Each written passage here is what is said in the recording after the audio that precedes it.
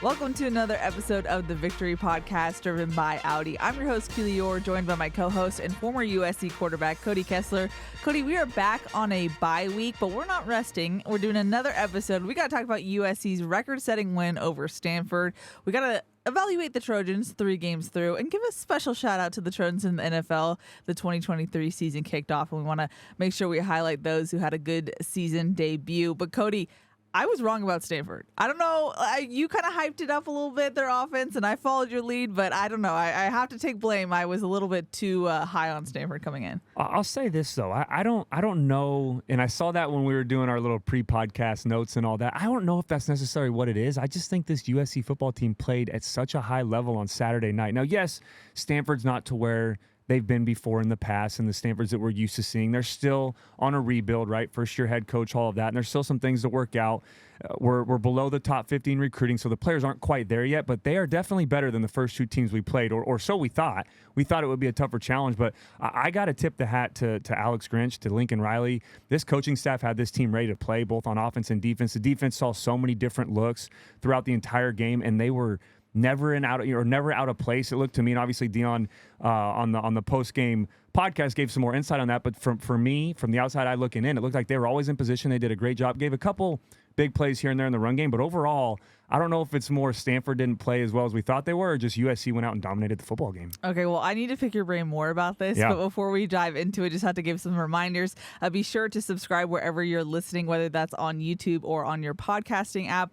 Shouts to YouTube. We had our record views for the Stanford preview last week, so thank you to everyone who is watching. We love this new audience that we're getting this season. If you want to go above and beyond, you can leave a review and rate the show on your podcasting app. And if you ever want to get your voice heard, please look at our socials, either Twitter or Instagram, VictoryPodUSC. We put out posts and an Instagram box or a tweet asking for questions. So if you ever want to get your voice heard, that is the way to do it. And then just a reminder about our in-season schedule. Cody, you and I record on Wednesdays, and Dion Bailey and I record a recap episode on Sundays. Of course, we're not going to have one this Sunday just because there is no game, but that is the schedule going forward, so make sure you look out for those episodes. But Cody, let's just dive into it. That's what I'm most curious about, because you had kind of prefaced that this is a Stanford offense that shows a lot of looks, and this is a Stanford defense that has a pretty good front four. How did that actually compare to what we saw on Saturday? Yeah, and we'll start with the USC offensive side of the ball. I mean, just overall, the numbers just seem to keep getting better, and they almost look like they're better than they were a year ago, which is crazy to say, but it just seems like this offense is clicking so much quicker than they did last year, right? So total points in the game, 56, had 573 yards of total offense, 390 through the air, and another 180 on the ground. Third down, I wouldn't say struggled, but we were 44%, only 4 of 9 on third down. Like to see that go up a little bit. Fourth down, we had no attempts there, but overall, I just think this offense is playing so fast, and Lincoln Riley and Caleb Williams have taken it to the next level, which is, again, crazy to say, because last year, Caleb Williams, Heisman Trophy winner, #1 quarterback in all of college football. How does he get better? But in my opinion, he has taken that next step in multiple areas on the offensive side of the ball, and the first one being that him and Lincoln are on the same page now in the 3rd year together, and it's just so much fun to watch, and us SC fans are spoiled getting to watch this every Saturday. What else are you seeing as far as his improvement? I know one of them, obviously, is he's protecting himself more this season. Yeah, a big thing for me, and some of the notes I wrote throughout the first 3 games, is command of the offense. Looks like he's in more command of obviously last year was his first full year as a starter, but now it looks like he is the general out there. He's the captain of the team. He's out there calling the plays. Him and Lincoln are always on the same page, and he's doing a good job of checking plays and getting into the right situations, depending on what the defense is showing them. And a big one, you just said, protecting himself, right? That was I don't want to say knock, but that was my only concern from a year ago, was trying to extend plays that maybe weren't there, and he's so good at that, and that's where he excels, opposed to other quarterbacks in the entire country, is extending plays and making things happen when it looks like the play's dead. But he's doing such a good job of, and it's not giving up on the play, but getting the ball out a little bit quicker, getting the ball in the flat to Zachariah Branch, getting it to Taj Washington, allowing these receivers to get the ball in their hands with space and making plays happen instead of Caleb having to do it all himself. He's trusting guys around him. He's being very accurate this year. He's taken that to the next level. Last game was 19 of 21, so 90% accuracy through the air. His second best as a Trojan. Yeah, which is unbelievable. And that's his second best, which is crazy to say. But he's just playing at such a high level, and it really feels like he's taken that next step. And like I just mentioned with him and Coach Riley, it really feels like Caleb is an extension of Lincoln Riley on the field. When you have a quarterback and a play caller who's also the head coach, who are constantly on the same page, whether on the field when you're playing or coming to the sideline. I love watching. I wish I could hear what they're saying. Oh, yeah. But I love watching him and Lincoln just kind of talk back and forth, and you can see the head nods and the okays and, oh, yeah, I saw that. And then when we go back out, it's like if there was a mistake, we fix it right away. So he's doing so many things. And it's tough to say better than he did a year ago, but it feels like he is taking that next step as a junior now, as an upperclassman. And I think the sky's the limit for him this year. And I don't want to get too far ahead, but he's early front runner in the Heisman, and why not win another one? My goodness, that's just wild to think about, but also not surprising at the same time. I don't know how that works, but it does in my mind. Now, I mentioned this at the top, but was Stanford's defensive line as physical as you previewed or expected? Yeah, I think that they have that capability. But again, this goes back to Lincoln Riley's play calling that made them play on their heels. And this is a good Stanford. You look at them, they pass the eye test, right? Their defense absolutely passes the eye test, especially the front four. But I got to give a shout out too, before I jump into the numbers and some of that, the offensive line played great, right? A big part of that is the offensive line were dominant all night. It looked like the most complete game they played. And I mentioned that this would be the biggest test for them so far this year. And they crushed it. They passed with flying colors. It looked like there was no mistake. 0 sacks on the day, averaged over 6.5 yards on the ground in the run game. So the offensive line is a huge part of the success that we're having on offense right now. But again, going back to, is Stanford's D-line as good as we thought? It's almost impossible when you watch the film to play fast, to play physical, when Lincoln Riley's calling a run play, then a play action right after. Then you have guard tackle pulling run play. Then you have a play action off of that guard tackle pulling. Then you have Zachariah Branch on an end around when you're trying to come upfield and he's getting the edge. Then you have Caleb Williams taking a deep shot to Brendan Rice. Then you have RPOs left and right with Caleb can pull it and run. Caleb can hand the ball off. Caleb can pull it and throw it to the flat, and they did such a great job of using Zachariah Branch on those plays. Taj Washington, Lake McCree, that was a touchdown he scored. It was probably the 4th or 5th time we ran that play. Caleb pulled it. The defensive end made a great read, came up and attacked Caleb, but then he flipped it out to Lake McCree for a walk-in touchdown. So it's just impossible as a defender to play fast and be successful when Lincoln Riley and Caleb are working the way they were on Saturday. And the wild part, and correct me if I'm wrong, I don't think this team has, like, quote-unquote poured it on yet. Like, I don't think we've seen this offense at full firing power yet. Well, we haven't been able to because the score gets out of hand so fast. Like, I mean, Caleb only played a half. I'll tell you right now, and this is no knock on the teams we played, this is just how good we've been playing. And yes, the competition isn't the highest we're going to see, and we're going to get into that later in this episode talking about these next 9 games, but we could have probably put up 100 points at least 1 or 2 of these games that we played. If we keep the starters in, obviously you don't do that. And other teams can do that around the country when you play in a lesser opponent. But the way that this offense is firing and the way that Caleb Williams is playing right now, and again, we thought, hey, we're going to see it more condensed. Certain guys are going to kind of be the playmakers. We're going to see who it's going to be. 12 receivers caught a pass, or 12 different players caught a pass again in this game. 3rd consecutive game. Yeah, it's just the depth is endless on this offense. And yes, it's going to get condensed as it goes on. We thought maybe this would be the game that happened. But again, we're up, I think, what was it, 42-3 at halftime or it was in the wild. second quarter. Yes. And now we're getting to see these younger guys get reps, which is very important. But at the end of the day, if we left our starters in, yeah, the sky's the limit. We could have probably put up 100 points on any of these 3 opponents that we played in the first couple games. In your opinion, why is this offense looking even better in year 2? And I know that's such an obvious question, but I wonder if there's something specific you've seen. Yeah, I mean, I would say first and foremost, again, Caleb playing better. Caleb and Lincoln on the same page, but it feels like this offense is really bought into, and this is me from the outside looking in. I might have read a quote, you might be able to back me up on this, about the selflessness that this team is playing with. Yes. Who said that? It was Marshawn Lloyd. Yeah, Lloyd. But Brendan Rice said something as well, but Marshawn Lloyd said you can't have an ego in this offense. Exactly. And you really see that on Saturdays, and I love the fact that, again, 12 different players caught a pass. We're using multiple players in the run game, and everybody's just excited for the next guy. Whether it's them scoring or it's their teammates scoring, you can see that excitement on the sideline, and I really feel like this team is bought in to the culture that Lincoln Riley established a year ago, and now they've taken it to the next level, and it's, hey, I may not eat this game. I may not get up as many touches as I'd like. I may not be the star player this game, but my buddy's going to be, and I'm going to be just excited as if it was me.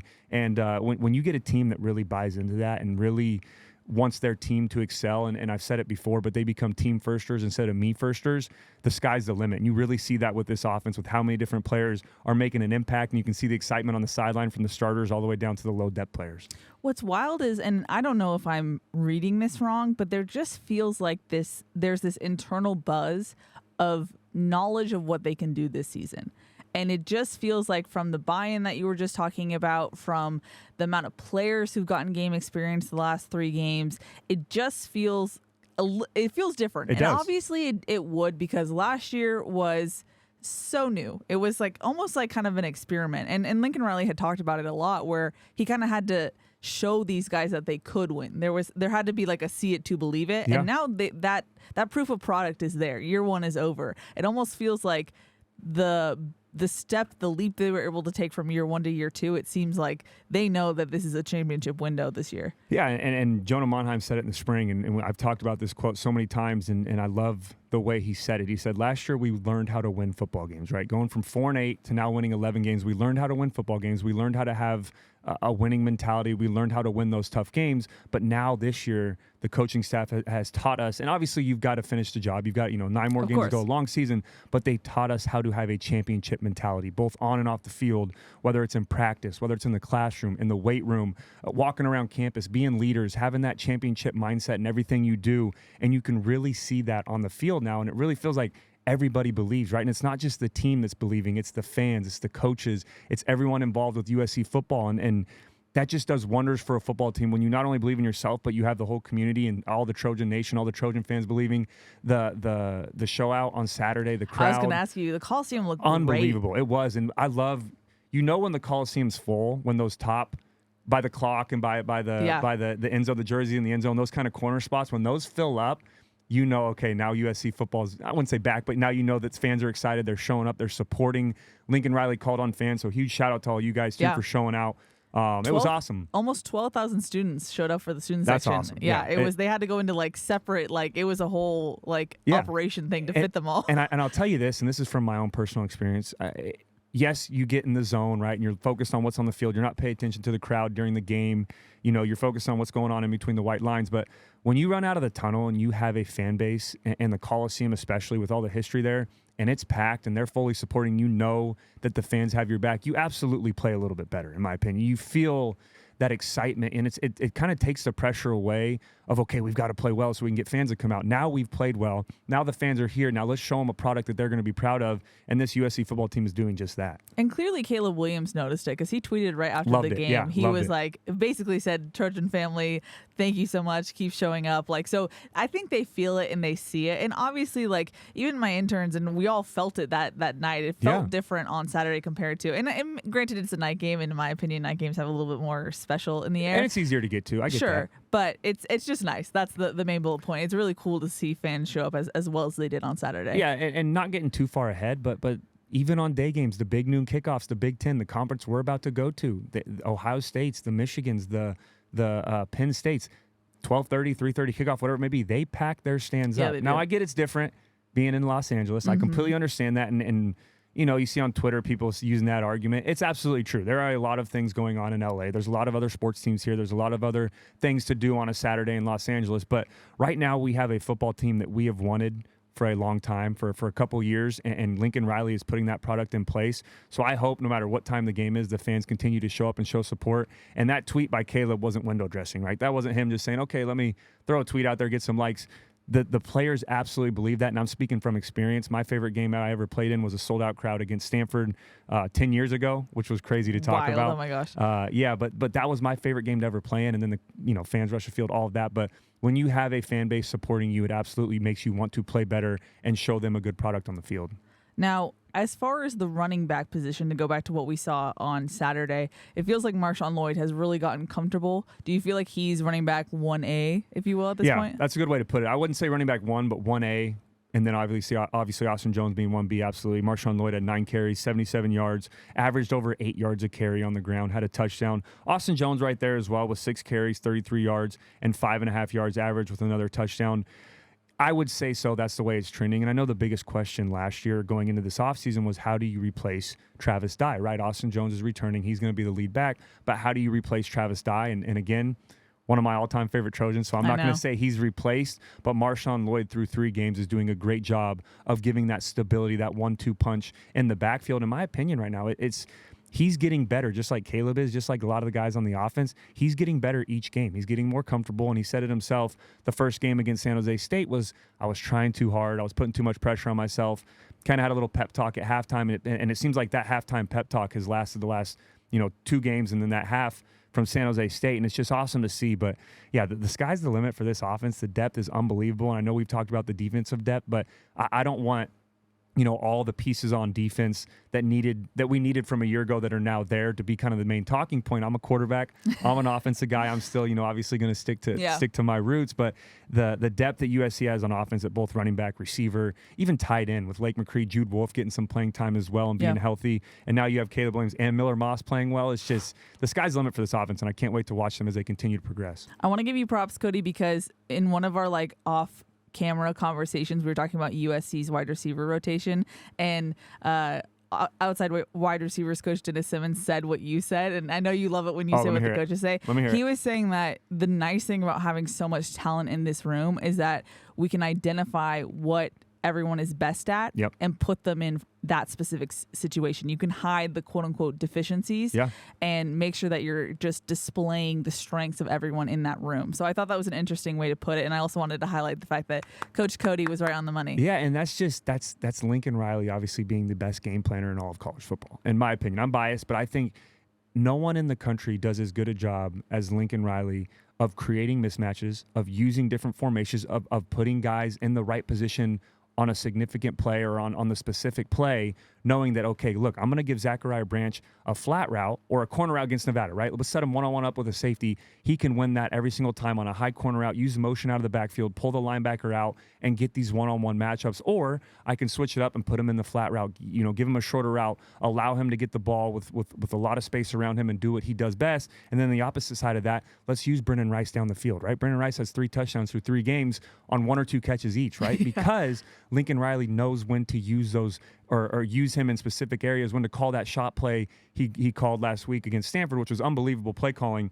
Caleb rolled a little bit right, like a half roll, came back and threw Brendan Rice a deep ball. He kind of ran a little slant and go and gave him that one-on-one matchup where, hey, he can beat him with speed, but if not, I'm going to get one-on-one to where he's a bigger, taller receiver. He can go high point the football. Yeah. And we saw that same exact play with Miller Moss in there when Deuce Robinson had that amazing catch. And shout out to Miller, took a shot in the chin, took a huge hit, threw it. Deuce Robinson came back and had a one-hander, but he's using guys in the right position. And it may seem easy, right? If you're an offensive play caller, obviously put your best players where they need to be, but it's tough to really identify in every single play that you call, in every formation you use, who's going to excel best at each position or each route. And Lincoln Riley, in my opinion, is the best at the country and getting the most out of his players. One final question for me about the offense. Miller Moss, I'm just so curious from your perspective as a quarterback. Miller time. What have you seen these last? This is the most we've ever seen of Miller Moss. What have you evaluated from him as a backup? Yeah, when I was we went to the NIL event, the House of Victory event. Caleb Williams spoke very highly of Miller, and obviously as a starting quarterback, I've been both. I've been a starter and I've been a backup. We had a great conversation with Matt Barkley about that, of how important it is as a starter to have a great backup there supporting you. But in my opinion, Miller Moss could absolutely be a starter anywhere else in the country. I don't know about anywhere else, but at a lot of other places in the country. And Caleb Williams said that at the House of Victory event and said, hey, not only is Miller capable of being a starter, at other places around the country, he pushes me every day in practice, in fall camp, in spring ball, and player around practices. He pushes me to get better. When you have a backup that's playing at such a high level and playing that good, even though Caleb Williams, obviously his job is safe, but you have someone that competes with you day in and day out like Miller Moss, and then we get to see that when he gets in the game on Saturdays. It's an awesome feeling to have, and this is such a great quarterback room. And then don't forget about Malachi as well. You know, he's still in there, and he's still developing and learning. We haven't seen him. I don't think did we see him in Nevada? No, I don't. It was just the first game, So we just saw him in the first game, but still, he's another player on that roster that's competing with these guys and developing. But in my opinion, USC has one of, if not the best quarterback room in the entire country. Now over to USC's defense. I felt like this was the first game that they played cohesively together. I felt like the communication was just better on that front. Not the front, but overall. Yeah. What did you see from the defense? Yeah, overall, I thought they played great. Just going through Stanford's stats on offensive side of the ball, they only had 10 points on the night, and I put a little asterisk on that because it was 3, in my opinion. That last touchdown was, yes, a lot of the backups. I hate calling them backups because we have so much depth here, but some of the guys that aren't going to play as much maybe later on in the year, we were playing more of a prevent defense. That's where they got kind of most of their yards on the night, got a little rhythm. We were just trying to run the clock out without getting anybody hurt, but they had 10 points on the night, 349 yards. total. The biggest thing for me, though, was only 140 yards through the air, right? We challenged, and me personally, I know the coaching staff did as well, we challenged this secondary this week to, hey, let's play some man-to-man coverage. Let's allow the rush to get home. Let's not let them throw the football over the field on us. Obviously, Ashton Daniels gets hurt. He's their quarterback, their starter. I knew that happened, but even before he went out, he was only 2 of 7, 19 yards, and an interception. So we were playing good on in the secondary and up front with the starters already in there or with their starting quarterback. But overall, it looked like this defense took that next step that they needed to take going into this bye week, getting ready for that 9-game stretch. Stanford did have over 200 yards on the ground. Would like to see that number go down a little bit. A couple of missed tackles here and there, and obviously you and Dion did a great episode, so he has a little more intel on that than I do. But just from me watching the game back, a couple of missed tackles that led to some of those bigger runs on the ground, something that's easy to clean up. But the most important thing to me is you don't watch the tape and really see a glaring issue like we saw last year, right? There's no, we've got to get that fixed or we're going to struggle all year, right? It seems like, and especially the first game, there were some questions with coverage, things that we wanted to fix. It seems like they're getting better each week and improving, and there's not as many glaring issues that we saw from a year ago. And then on third down, the last stat here, they were 30% or held Stanford to 30%. We've been dominant all season on third down. I hope that continues to improve because we're going to play some very good third down football teams coming up. Now, something that I will be looking for, obviously, going forward is something that defensive coordinator Alex Grinch alluded to in his Tuesday media availability. He alluded to kind of like the leash that you have with younger players or less experienced players, and specifically mentioning like a Damani Jackson or a Tackett Curtis. And he was like, we've been afforded in the early part of this schedule to have a longer leash to allow for those obvious mistakes that are going to come with inexperienced players. But he said it's all about finding that patience, and when, he was like, the stats don't differentiate between whether that player is playing in his third game or his 30th, So True. He was basically saying at some point we're going to have to like narrow that down and make sure that we eliminate mistakes in the better quote unquote part of the schedule. So I'm just curious how that goes going forward. And he pointed out, and he made sure to say that like someone like Damani has a high ceiling, but he's essentially a rookie. Like he's a guy who's still figuring it out. And then he said Tackett didn't really play against Nevada. So Stanford was his second game. So I'm just curious what that looks like going forward. What's the appropriate rate of growth, and when do you have to kind of adjust your depth chart a little bit? Yeah, I mean, it's going to be tough, though, because there are a lot of guys on defense playing at a high level. I'll start with the corners, and that was something I was interested to see, and I don't know if Coach Grinch spoke on this, but the game started out, and me and Sua were watching the end zone with Lindell White, which was pretty cool to kind of get what a their phrase. take. Yeah, it was me, Sua, and Lindell were watching the first quarter down in the end zone, I was just picking Sua's brain a little bit, but it started out with Damani at left corner, and then Sierra. Obviously, if you're an offense facing, Damani at left corner, and then Sierra at right corner. Then the next drive, it was Sierra, and then it was Christian Rowland-Wallace. Yeah. So I thought maybe they're rotating Damani, but then the next drive, it was Damani and Christian Rowland-Wallace. So it seemed like those three were rotating. Now, how you solidify that, I don't know if we will see that solidified anytime soon. And obviously, it worked the other night. Again, only 140 yards through the air for Stanford. Shut down their biggest threat, which was Benjamin Urasek. We did a great job. He only had one catch up until that last drive. That's where he kind of got some receptions. But overall, I don't know how you narrow that down. I think we're going to continue to see those three guys rotate. Now, at safety, in my opinion, it's kind of by committee. We're going to see Bryson Shaw. We're going to see Kalen Bullock, obviously, and we're going to see Max Williams. I think those three are a staple in this defense. But when it comes to kind of CB1 and CB2, I don't know how they're going to solidify that. I don't know what the time frame is for that. But if we continue to keep, be good in coverage like we were last week, I wouldn't be surprised to see that rotation. Now, for me, where it gets tough and it becomes a challenge for this coaching staff to narrow it down is linebacker and defensive line. There's just so many guys playing at a high level, so many freshmen playing at a high level, so many newcomers playing at a high level of where do you really figure out who that starting unit is and who's going to get – because on defense, you do rotate a lot more guys than you do on the offensive side of the ball, right? Yeah. Offensive line, quarterback, you don't change at all, right? Running back, receivers, you'll rotate a little bit, but you know who your core guys are.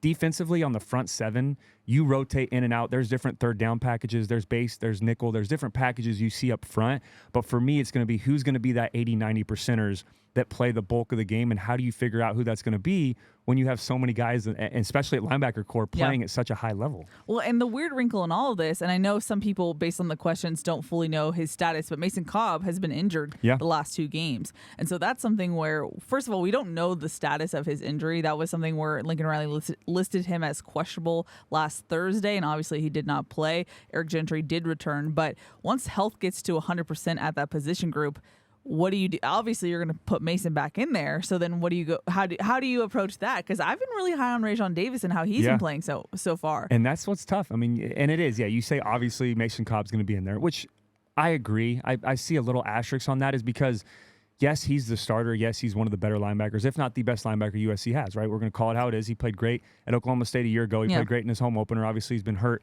the last 2 games, but you have a guy like Rajon Davis playing well. And Lincoln Riley last week said Rajon and Shane Lee had the best performance on film, so far the most consistent performance we've seen this year. Yeah. But then you have Tackett Curtis, who brings a spark as a freshman. I'm pretty sure, correct me if I'm wrong, Tackett started last game alongside... I think Rajon Davis and Tackett started and Shane Lee didn't start. Yes. And then we saw some rotational stuff. So I have no idea how that's going to pan out. It is a good problem to have right now for USC. And in my opinion, Tackett Curtis is not like some of the freshmen that we're seeing on the offensive side of the ball that are going to redshirt that they're using for these games. He is absolutely a staple in this defense. Yeah. He's going to be playing the entire year. They're not worried about his redshirt or kind of what his pitch count is. They're going to continue to play him. But now the other guys, who falls into place? Is it going to be Tackett and Mason Cobb when he's healthy? Are they going to keep Tackett and Rajon out there because he's playing well? Is Shane Lee going to be the first rotational backer because of how well he played a week ago? It's a good problem to have, but at some point, and I know this coaching staff would say the same thing, they want to find some consistency. You want to know who your core front seven's going to be, but with the time being, the spot's still open, in my opinion, and there's multiple guys that are playing well. Going back to that point that Grinch was saying about Tackett, about how he's 18 and still trying to ingest all of this, it was interesting because we got a little tidbit from Grinch. He said the Trojans defense has seen 32 formations through 3 games, and 50% of those have included motion. So I just thought that was interesting for those stats people out there. Yeah, no, that's something that I've talked about in the previews of, hey, San Jose State, tons of shifts in motion, right? They try to confuse you. Then we played Nevada, same thing. They like to move their guys around. Then we play Stanford. They showed the wing T. I don't know if you guys saw it, but on 3rd and short, they had a wing T play. Then they showed the double tight, the stack look, right? Bringing both tight ends in, the receivers condensed down. Then they ran a lot of spread. Then they ran quarterback design runs. So we have seen pretty much everything we'll probably see this year when it comes to looks. Obviously, some teams have better athletes, so those looks will be a little more difficult to cover. But we've seen everything we need to see pretty much up to this point to allow these younger guys to learn to communicate, to learn to recognize different looks, to learn how to work on the fly, right? If you see a motion or a shift right before the ball snap, Tackett's learning how to communicate, how to get in the right position. And I think that's a great thing for him right now is to take those lumps early on, right? He may be out of a spot a couple times, and they talked about throughout fall camp was that it wasn't a question of effort. It wasn't a question of him being physical. It's how fast can he pick up learning this defense and reading an opposing offense. And for him to get a challenge like that in these first 3 games with those numbers that Grinch mentioned are only going to help him so much in the long run. They're going to prepare him for when we get these tougher opponents down the line. Yeah, and Grinch said as much on Tuesday as well. And he also added, any school in the country would love to have Tackett as their linebacker. Oh, agreed. So absolutely. I think it's just, again, what I mentioned. I'm so curious, the learning curve and how they're going to adjust to that. Because, I mean, in Dion's credit, he was saying he was hoping to see a bigger jump in Tackett's like recognition and whatnot, but that hasn't been there yet. But like, what's allowable or what's fair for Tackett? What expectations to place on him in that sense? Yeah, he's a freshman. Call it what it is. Obviously, there's been so many exciting articles about him. There's been so many great quotes from the coaching staff talking about how good he is and also how good he's going to be and the potential. Everything is true, but there's going to be learning lessons, right? You're going to take your lumps as a freshman. You're going to make mistakes. As long as you're making those full speed mistakes, and it sounds like he's doing that, but you're going to make mistakes, and those are things that you get back after a game. Obviously, the 24-hour rule, let's take Sunday off, relax, let everything sink in, but when you get back on Monday, Tuesday the following week, before you move on to the next opponent, go watch that film. Go write down in your notebook, as you know, especially as a freshman, and vets still do this too. But as a freshman, hey, I struggled identifying fly motion last week. I struggled identifying tight ends shifting across. Let me work on that this week. Let me watch extra film in the film room at this next opponent we're playing and identify, okay, something I struggled on last week, let's fix that, right? And the old saying is, don't make the same mistake twice, right? Now, as a freshman, I wouldn't say twice. I'll give you like maybe 4 or 5 times. But if you keep making those mistakes, that's when you start losing trust from the coaching staff. That's when they feel like, can we really play this guy when the opponents get tougher? But for me, Tackett Curtis is the type of player that takes the game very seriously. Now, I haven't spoken to him a ton one-on-one, but he seems like the type of player that will spend time in the film room, will spend extra time in the weight room, will get better in areas he needs to improve. And I think we're going to see a fully finished product this second half of the season. By the end of the year and going into year 2 and beyond, it's going to be so much fun to watch his improvement and how well he plays. One last thing for me on USC's defense, I just want to highlight 2 players that the coaching staff has highlighted over the past week. One was Jalen Smith. Lincoln said that he's playing his best ball so far. Agreed. And then Alex Grinch named Solomon Byrd as his MVP through the first 3 games. Yeah, so curious your thoughts there. 100% agree. I would put Solomon Byrd 1A. I'd put 1B, Bear Alexander up front as well. Sure, yeah. He's been playing so well, so disruptive. And I'll start with Bear. That first interception to Max Williams, that was and now great job Max Williams being in the right position. That was a Bear Alexander interception, right? They double teamed him with the center and the guard. He left arm forearm the guard.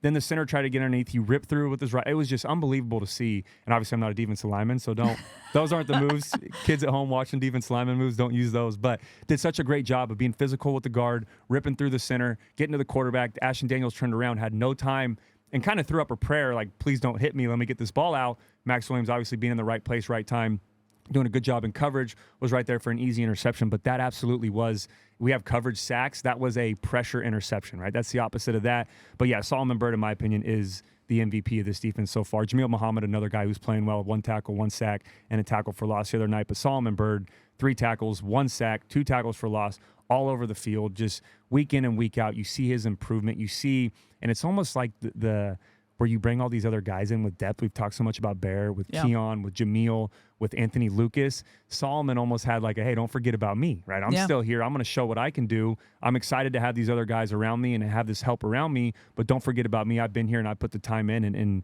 in my opinion, I'm fully in agreement with Coach Grinch. He's been the MVP of this defense. He's been the leader of this defensive line, and he's just going to continue to get better. Now, Cody, I know you're a stats person, and you want to go over USC stats over the first 3 games of the season. Now, there's a caveat there. There's an asterisk, yeah. Before we get into it, just want to give a thanks to Audi. Performance is more exhilarating on a real road. Introducing the Audi Q5. Visit your SoCal Audi dealers, proud sponsors of the USC Trojans. And also thanks to Ralph's. At Ralph's, everyone wins when it comes to saving big, because when you order online through the Ralph's app, you get the same great prices, deals, and rewards on pickup or delivery that you do in store. So no matter how you shop, you always save big at Ralph's. Ralph's, fresh for everyone. Fight on. Fight on. That was a one take, Cody, but I messed up a little bit. Push through it, though. Push through it. Yeah. You got, hey, just like this football team. And you're going to have adversity. I fought Teams on. are going to come out and hit you in the mouth. You got to bounce back, right? You messed up a word there and kept going. You just continue. I like it. Now, I have a gripe with this next segment just because USC has played one more game than everyone else in the country. Well, you just heard me say an asterisk. There is. But I'm letting you do your segment. Well, anyway. So Keely was fighting me on this segment. I just like to show, I got to show some love. Obviously, it's the bye week. There's not a ton of stuff to talk about. Sure. Looking we're back still on the gonna have first a 3 2-hour games. episode somehow. Yeah, we will. So stay tuned. But just going over some of the numbers from a year ago, and more specifically, giving a shout out to the defense, right? These are things that we struggled on from a year ago. So I got to show some love to Coach Grinch and the defense to where they're excelling on the defensive side of the ball. But we'll start with offense just through the first 3 games. And the asterisk is, yes, we had a week 0 game, so we played 1 extra game than most teams around the country. But scoring offense, 59 points per game. We're second in the entire country. Who's first? I want to say Oregon is. Okay. I think Oregon, don't quote me. But they scored 80. They had the 81-point game. Yeah, so I'm pretty sure. That's skewing the I could be wrong. mean. If fans at home look that up, or maybe I'll look it up when it goes back to a one shot on you on the camera. But total, I don't care about everybody else, though, so I'm worried about us. Yes, sure. Total offense, 580 yards per game. We're top 5. We are 5th in the country. Passing offense. It is Oregon. You're correct. Is it Oregon? Okay, Yes. cool. Passing offense, 396 yards per game. Sorry, I'm interrupting you. But they're only first by 0.2 points per game. What were we at? I round up. We're at 58.9? 59.3. Okay, 59.3. And Oregon is 59.5. Okay, so. And the next closest is Syracuse at 3rd with 56.5 points per game. Yeah, and you know what's crazy too, and I won't get into all of the teams, but there's a lot of Pac-12 teams on this stat list, and the Pac is doing well. Doing well, very well. Farewell tour. Yeah, farewell tour, really. But passing offense, 396 yards per game, 5th in the entire country. Red zone scoring, which is a huge one. We are tied first in the entire country. We're 15 of 15 in the red zone, and 14 of those 15 are touchdowns. So we have been absolutely dominant in the red zone. And that's not just with Caleb and the starters. That's when Miller's in there. That's a couple times when we get some of the backups in. So we have been very efficient down in the red zone. And now completion percentage as a team. And then this is all three of the quarterbacks. I'll get into Caleb's stats in a second. But we're 75%, which is 16th in the entire country. And that's Caleb, Miller, and Malachi. So wow. If that doesn't tell you how good all three quarterbacks are playing or how efficient they're playing right now, that's been awesome to see. Now, Caleb Williams individually, and this is why I say, obviously the product on the field, the plays that he makes are amazing, but he has the stats to back it up. That's why I say he's the Heisman front runner right now, in my opinion. Passing touchdowns, he has 12, which is first. Passing yards, 878, which is third. And then completion percentage by himself is 79%, which is fourth in the entire country, which as a former quarterback to have 79% completion percentage is through the roof. That is unbelievable. And my little soapbox moment back up for him right here. Yes, there's an asterisk with us playing 3 games, but he hasn't played a full game yet either. He's only played. He played only one half last week. I think he's only played a half and maybe a couple series the other 2 games. So he's putting up these numbers with very few playing time. In reality, he's only played altogether like a game and a half, with playing wild. time, and he's still putting up these numbers. So yes, there's an asterisk, but I got to show some love and give a shout out. Now, the big one for me that I wanted to get into were USC defensive rankings. Now we'll start with third down conversion. Now they're 36 in the country here, so that's not jumping off the page a top 10 stat like these other ones I'm about to say, but we're holding opponents to 32%. That is a very good stat to have as a defense. You're going to win a lot of football games when you can be that efficient on third down on the defensive side of the ball. Now, the stats that really jump out to me, we're number 1 in the entire country in tackles for loss. We have 27 tackles for loss through 3 games. Yes, we have an extra game, but to have 27, we're averaging 9 tackles for loss a game. That is huge. That is extremely tough as an offense to overcome those negative plays. So that's a huge stat for me. Forced fumbles, we're number 1 in the entire country with 6 forced fumbles. So yes, we're not winning the turnover battle right now, but we're creating opportunities. Sacks, we have 8, which is tied 9th in the entire country. And then pass breakups, we gave a little bit of heat to the secondary. We gave some heat to cover. We wanted to see guys cover better in the back end, but we have 14 pass breakups, which is 6th in the entire country. So these are categories for me from a year ago that maybe we didn't see. Obviously, the sacks were high up there, and that was a big part of Thule. Sure. More so individually, but now as a team, we're coming together. It's just the whole unit. The front seven's playing well. We're backing it up in the back end. We're doing a great job on third down. And again, the tackles for loss to be number 1 in the entire country is a huge stat for me. So I just got to show some love to this team. They're playing well. What great momentum to have going into this bye week and getting ready for this tough stretch coming up. Yeah, we can revisit these stats after this past week. We'll put a hold on these when everybody catches up. Sure. I just want to go into, now that we have a couple weeks of the college football season under our belt, what does this schedule look like going forward for USC, the next 9 games? Obviously, we've previewed it as a gauntlet, and it still is. It is. But starting off with ASU, the thing that stands out to me is this report that came out of ASU this week about their offensive line. Apparently, they're decimated with injuries. There's six of ASU's top offensive linemen are out or playing through injuries, with what you just mentioned about how this front is playing, that's going to be a long night if you're a Sun Devil fan, I believe. And not only that, obviously, and you don't want to play teams when they have injuries like that. And obviously, it's on the schedule, and we're going to take advantage of that, and this defensive staff is going to coach against that. Now, obviously, you want to play a team when they're at their best to really challenge yourself, but not only are they struggling with injuries on the offensive line, they also have a true freshman quarterback in Jaden Rashada. So it's going to be a tough challenge, and obviously, hopefully you guys listen to every episode. We're going to go through a breakdown of all these games, but we do a full breakdown of the week of the game on Wednesday. So we'll get a little bit more into Arizona State. But again, first-year head coach, offensive line is struggling. They're 1-1 so far in the year. You have a true freshman quarterback. It's just the odds are not in their favor for this game. But in my opinion, and it's not to say that Arizona State is a lesser opponent than some of the teams we'll see, which I kind of am saying, but I don't want to, I don't want any trap games this year. I don't want to look at any opponent as, oh, this is an easy win. Yeah. But this is a good game to come back from a bye, right? You've had a lot of momentum the first 3 games. You lose that a little bit going into the bye week. You're not having a game. You're not keeping that same rhythm. So this is a good game to come back in, and it's a first away game. So this will be a good challenge playing an opponent like Arizona State for some of these true freshmen and these incomers that are playing their first road game in college football as a USC Trojan. Now, week 5 is something that keeps gaining more and more momentum. I don't want to look ahead, but I am excited. I mean, we're doing a light preview. We do get to look ahead. Yeah, the team can't. You know what? I'm going to stop saying that. The team can't look ahead. We're not playing. We can look ahead as far as we want. I still have that player mentality. I love it, though. I love it. Now, I knew it was going to be an exciting game at Boulder, but with what we've seen from Colorado, it's just such a fun team. I haven't asked you your thoughts yet on Colorado. just what are you expecting for week 5? Yeah, I mean, they're Colorado's 2-0. They're number 18 in the country right now in the AP poll. They just beat Nebraska. Obviously, they won their first game on the road against a TCU opponent that was ranked. Now, obviously, we've got to see how TCU plays throughout the rest of the year. Yeah. But that was a team that went to the national championship a year ago, that won a game in the college football playoff. Very good football team. They do have returners from that season, and Colorado went on an away game and beat them, right? And that was, I don't think a lot of people expected that.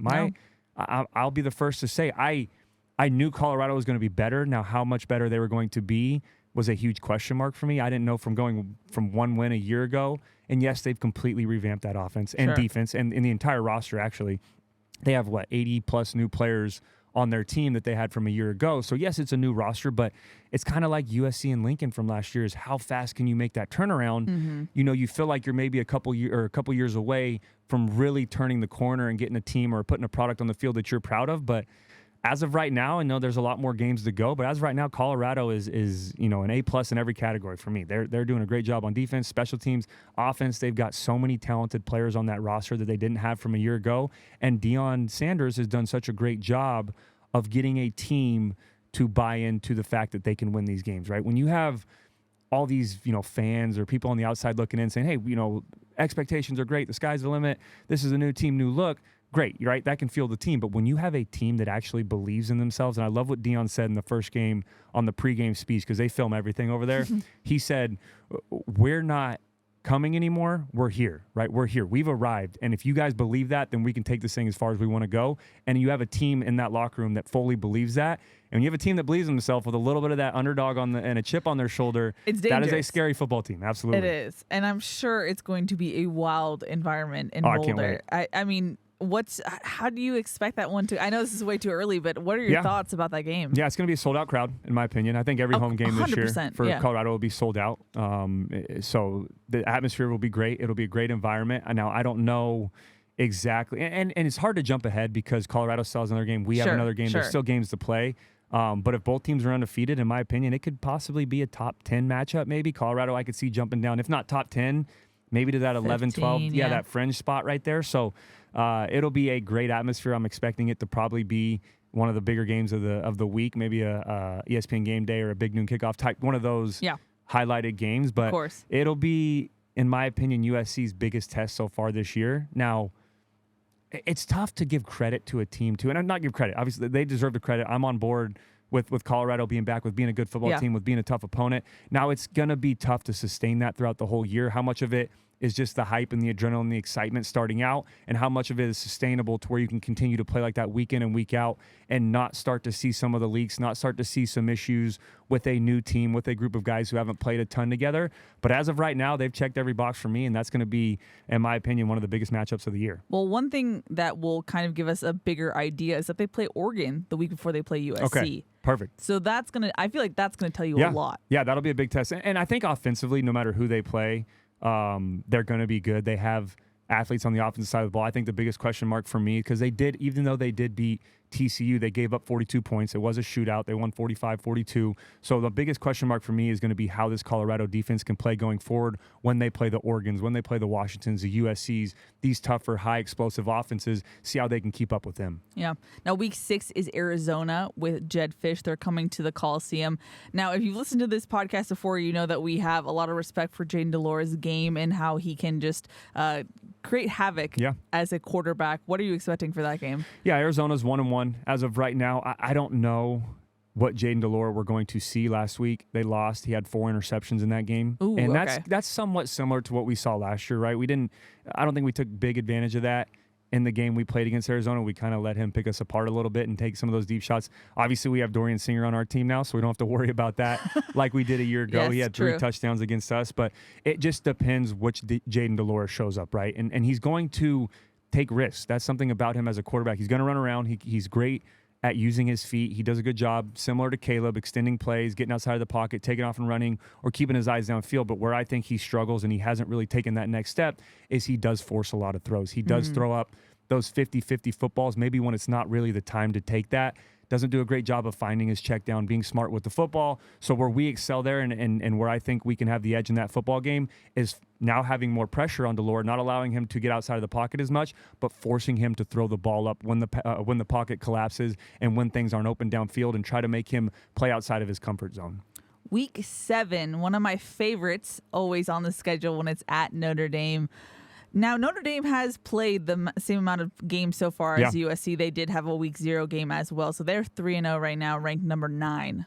Yeah, Notre Dame's always tough. That's always a fun game, especially when you play in South Bend, which, in my opinion, as a USC, yes, the Rose Bowl was fun. The Rose Bowl is exciting, but that tradition of playing at South Bend is what college football is all about. It really is. It was my favorite games to play, and it was so much fun to play in front of that atmosphere. Not only playing the game, but driving up on the bus. Like, they hate us there. Like, there's no a little bit of brotherly love. Like, okay, we're rivals, we don't like each other, but we'll show some and I'm sure it's the same when Notre Dame fans come here. But I know when we were riding in on the bus, there were eggs thrown at the bus. There were some birds being flipped towards us. There were younger fans too that you could hear them yelling through the windows. I won't repeat what they said, but that's it's everything you want in a college football atmosphere. So I can't wait to see. That'll probably be the toughest road test. Obviously, Colorado's going to be tough, but that'll be the toughest road test this season, in my opinion, outside of Oregon. 100%. Is the game at Notre Dame. And this isn't the same team that Notre Dame had a year ago, right? They came to the Coliseum. We ended up beating them. In my opinion, we beat them in all 3 areas of the game. This year, Notre Dame has a quarterback, right? Now they have Sam Hartman, the transfer who came in. It felt like to me from a year ago, and yes, Drew Pine played well against us, but it felt like for them to be a complete team, they didn't have that question answered of who's our quarterback going forward. They have that now. They have a quarterback that can win football games, that isn't just going to be a game manager that can go out there and beat you with both his arm and his feet, and it's going to be a tough challenge. And Marcus Freeman, now going into his, I think, third season, correct? Or third season? Second. Going into his second season, has something to prove, right? They want to win football games. They want to take that step from year 1 to year 2. Yeah. That's the biggest jump you want to see, not only as a team, but as a head coach. How well can you learn from the first year and take that next step? And they're already ranked in the top 10 in the country, so they're off to a great start. It's just always such a hostile environment. And I believe, awesome. if I'm correct, that's Riley's first time. It will be Riley's first time coaching at Notre Dame. So anywhere. Oh yeah. So we'll get to see how this team responds to that type of environment. Yeah, you got to take it in as a coach, as a player, whatever. Maybe you take it in for a second. You love the history there. You get on the field. Even driving up, even if the fans are yelling, whatever they're going to do, you embrace that, right? You're the away team. It's us against the world. Hopefully we travel well, get a couple Trojan fans there, but you've got to embrace that environment. But then when the kickoff starts and the game gets going, you lock in, you block everything else out, and you just go play your game. Now, talk about a circled game or a circled matchup. Coming back from Notre Dame to face Utah at home to right the wrongs of 2022. What do you expect for this one? Yeah, I love that it's at home, right? We played them last year away, then we played a neutral site, so we do get a home game. I definitely think there is a benefit there. I don't know what this team's going to look like, right? Right now they're 2-0, number 12 in the country, but is Cam Rising going to be back? I don't know the timetable of when he's going to return. He's missed the last 2 games, and they played well against Florida, but last week they struggled a little bit with Cam Rising being out. Quarterback battle's been going back and forth. They haven't really solidified who the guy is behind Cam, and you can see that hurting them on the offensive side of the ball. Defensively, they've been solid. They're going to be a very good defense, in my opinion, top 10, top 20 defense year in and year out. But in my opinion, it just depends on what that Utah team's going to look like. But regardless, it is time to beat the Utes. I'm ready to beat the Utes. I'm ready to get that taste out of my mouth from last year. I'm sure all Trojan fans are. I know this team is too. Now, they're not looking too far ahead, but I'm pretty sure this Utah game's circled just as heavily as UCLA and Notre Dame are this year. Now, week 9, I took a peek at your notes here, Cody, and you said the only quote-unquote break in this tough stretch of games for USC, but can't take them lightly. And I feel like that sums it up pretty well. Yeah, Cal, obviously a team that's hit and miss. They did play Auburn well last week, only lost by 4, and they're 1-1 on the season so far. I don't think they're there yet, though, and that kind of proved it watching the first 2 games. They're still a couple years away. Obviously, Justin Wilcox is the head coach there going into his 7th season now, a coach that I played for. He was obviously the defensive coach when I was here. Wild. But it's crazy. He knows how to play USC well, and we struggled with them a little bit at home last year. That was a closer game than a lot of people expected. Yeah. But I say break in that just because of the tough opponents outside of Cal. And I guess Arizona, once the games start getting tough, those are only 2 games outside of the last 5 or 6 that are ranked opponents that are going to be extremely difficult to play against. But yeah, I mean, it's a game too where, and I'm sure we'll get a lot of questions during that week, you could label it as a trap game, right? As a game where you can't let up. Yes, we play Utah and Notre Dame the week before, then right after, we'll get into this in a second, but then you go Washington, Oregon, UCLA. Cal's kind of thrown there in the middle. You cannot let up. You cannot feel like it's a break in the schedule, even though it kind of is when it comes to opponent-wise.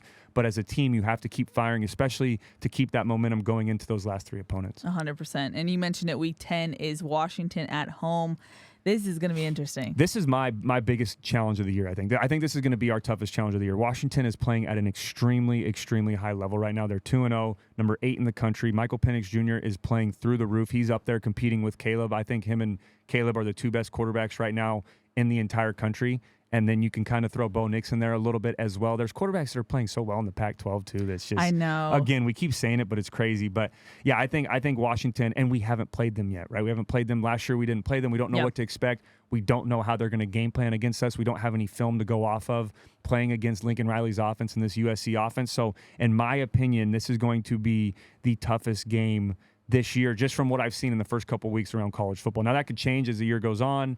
Injuries happen, things happen, teams lose momentum. But as of right now, I think Washington is going to be our toughest game so far. And it's a home game, so at least there's that even advantage then, there. Even then, I still think that's going to be our toughest game. And then obviously the next one I'll let you get into, I think that'll be 2. Okay, week 11, Oregon at Oregon for the last time. Yeah. Actually, no, sorry, they joined the Big Ten, so retract that one. But oh, they did, yeah. Washington and Oregon, right? Mm-hmm, yeah. Yep. So. That's awesome, though. I'm glad. I know there was some question marks with that. I'm getting off topic a little bit, but I'm excited. You look at the schedule here, Washington number 8, Oregon number 13. Both teams are always good, and UCLA's coming as well. I like that we get to keep up some of that West Coast tradition, so I don't mind that. I do too, yeah. Now, what are you expecting from Oregon? Yeah, I think that's going to be our second toughest challenge, and I could say 2B, 2A. I think Washington will be the toughest opponent. I think Notre Dame and Oregon will be 2A, 2B, in my opinion, as of how teams are playing right now. Again, that could change when we get to that game week and throughout the season. But, yeah, at Oregon is always tough, playing at that stadium. It's not the biggest stadium in the world, but they absolutely are going to pack that stadium up. It's going to be loud. It's kind of like Utah a little bit, to where smaller environment, but it's very loud, very, very hostile. And hopefully we'll be locked in, but their crowd's known to cause some false starts, some miscommunication issues, some things going on. But the biggest thing for me too is it's week 11. So who knows what the weather is going to be like? Is it going to be raining? Is it going to be snowing? Excellent point that I didn't fully think and about. You get to go watch in person, so you'll have fun there. Yay! But for me, it's tough when you have an offense. And yes, our run game has been well, but where we excel is Caleb Williams in the pass game. When you have an offense that loves to throw the football around, and we play an opponent like Oregon at Oregon, where it could absolutely be raining, it could be a wet game, it could be snowing, any of those issues going on, right? There's other factors that take away from what you do well on offense that can affect that. So to me, that's going to be obviously the second toughest game alongside Notre Dame. But man, it's just, you talk about it again, and we did this offseason episode, but this schedule is unbelievably tough. It's just brutal. It's crazy. For a team that is better than it was last year. Yeah. And so I wish we could do some hypothetical experiment where this year's team does last year's schedule. That's 12-0, right? Yeah. I mean, they were 11-1 at that point. Yeah, obviously we'd have to beat Utah again twice, but I think so. I do. I really do. I think this team we have right now is better than last year's team. Obviously, on the defensive side of the ball is where the biggest improvement is, and not just how they're playing, but the depth-wise there and the players that they have, and the look-wise too. And I hate that we don't bring him up enough on this show, but Coach Wiley deserves so much credit. Yep. His strength staff, what they've done down in the weight room, you just see this football team, and like I mentioned, getting to do the pregame show and then watching these guys come out of the tunnel on the field, they just look different, right? They look a little bit,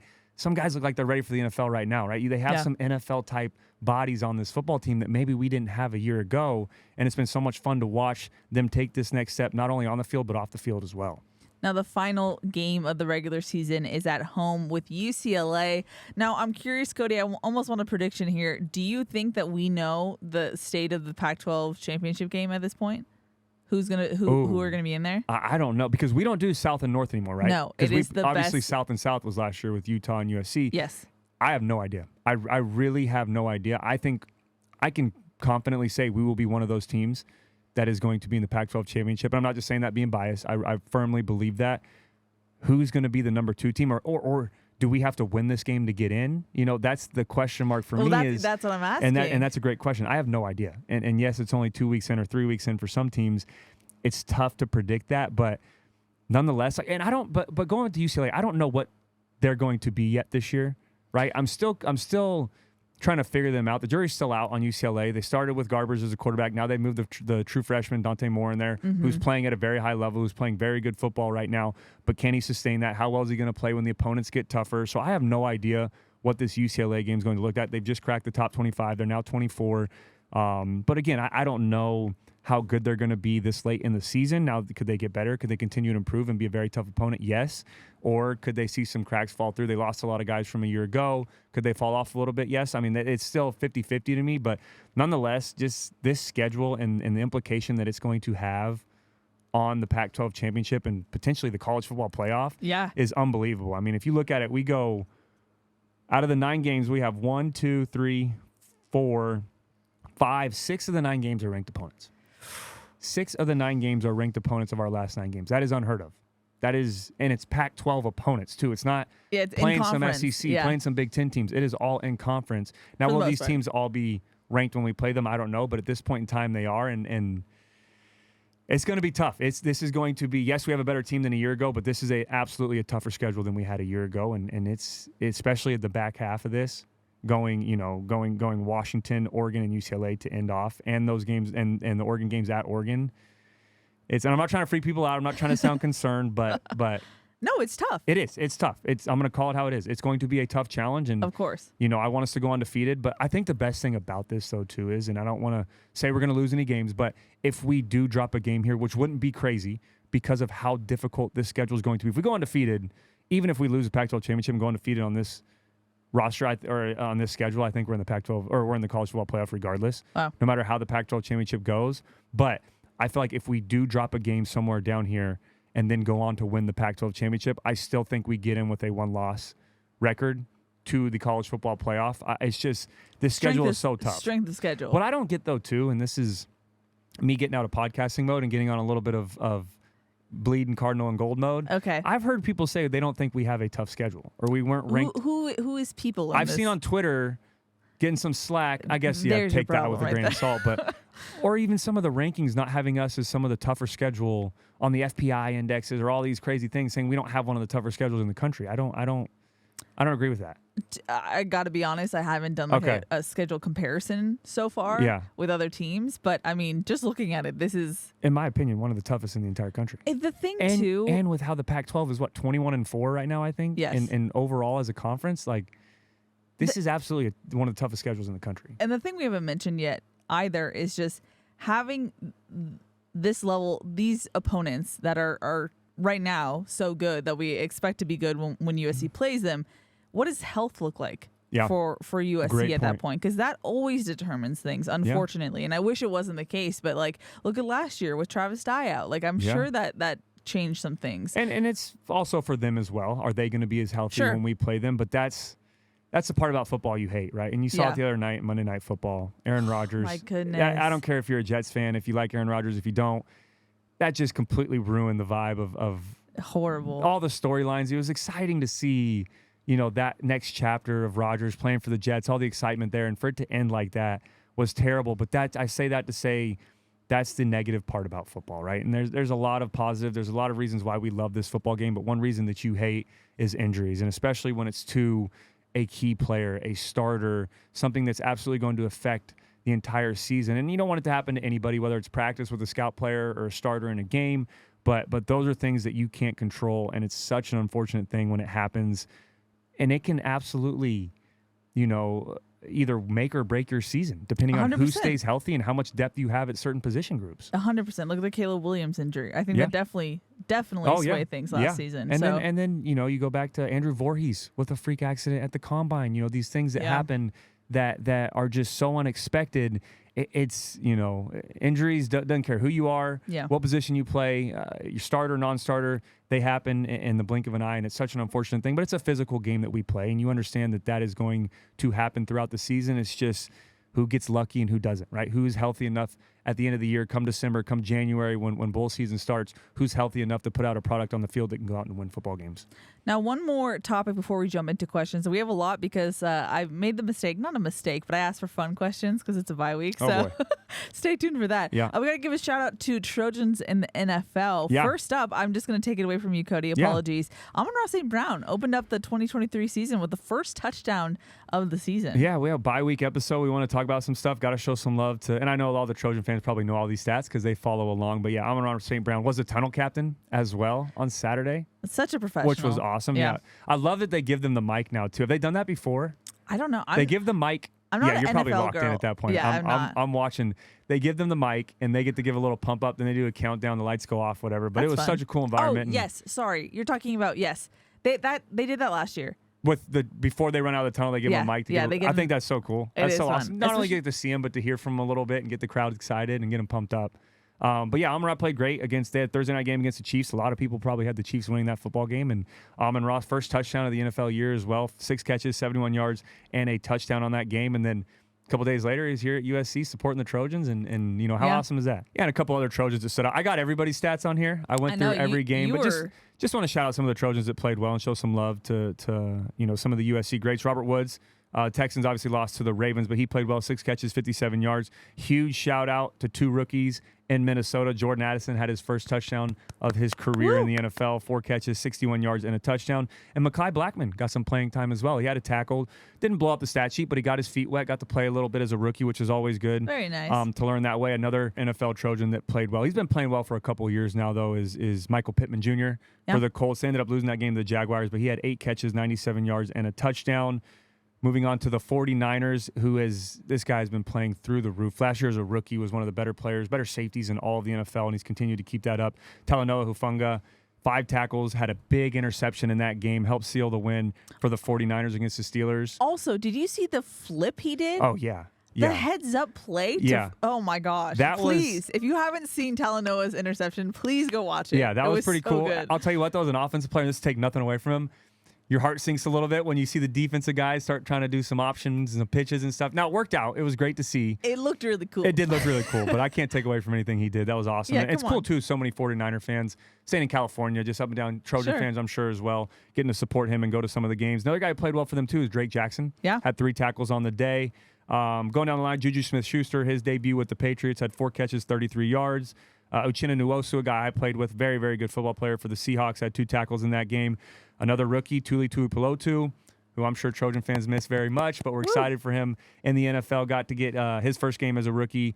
The Chargers took on the Dolphins. They ended up losing that game, but he had 2 tackles, got his feet wet a little bit. Rasheem Green, another guy that I played with, had a tackle for the Bears. And then the Giants, we had 2 Trojans in that game. So if you're a Giants fan, I apologize. That the score of that game and how that game went against the Cowboys was not something you want to remember. What was the final score? Did you not watch it? No. Okay. I'm podcasting with Dion at this point. I apologize. No, this was Sunday Night Football, but I apologize. And I'm Giants podcasting fans, with shut Dion your at that ears. I point. know you probably want to talk. It was 40-0. The Cowboys ended up winning. Yeah. Yikes. It was a tough one to watch, but we had 2 Trojans in that game. Adoree Jackson had 3 tackles, and Leonard Williams had 1 tackle. Leonard Williams, to me, too, is just playing so well right now, just in the NFL in general. He's so disruptive. His stats aren't going to jump off the sheet. Another guy like Bear Alexander, who his stats aren't going to jump off the sheet, but he's so disruptive up there against the offensive line, the interior of the defensive line. It's just so much fun to watch.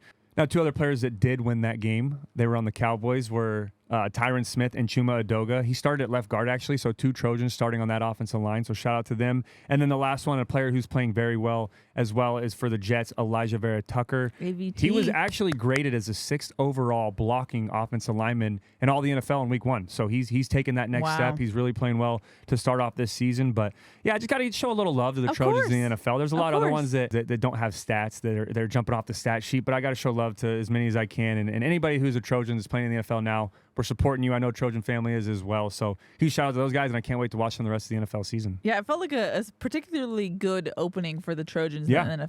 A lot of guys playing too. Like I said, not a ton of stats for everybody, but a lot of guys that are that 1-2 depth on every roster that are playing in the NFL. And there's a ton of, like I said, Trojans on NFL rosters that are fun to watch on Sundays.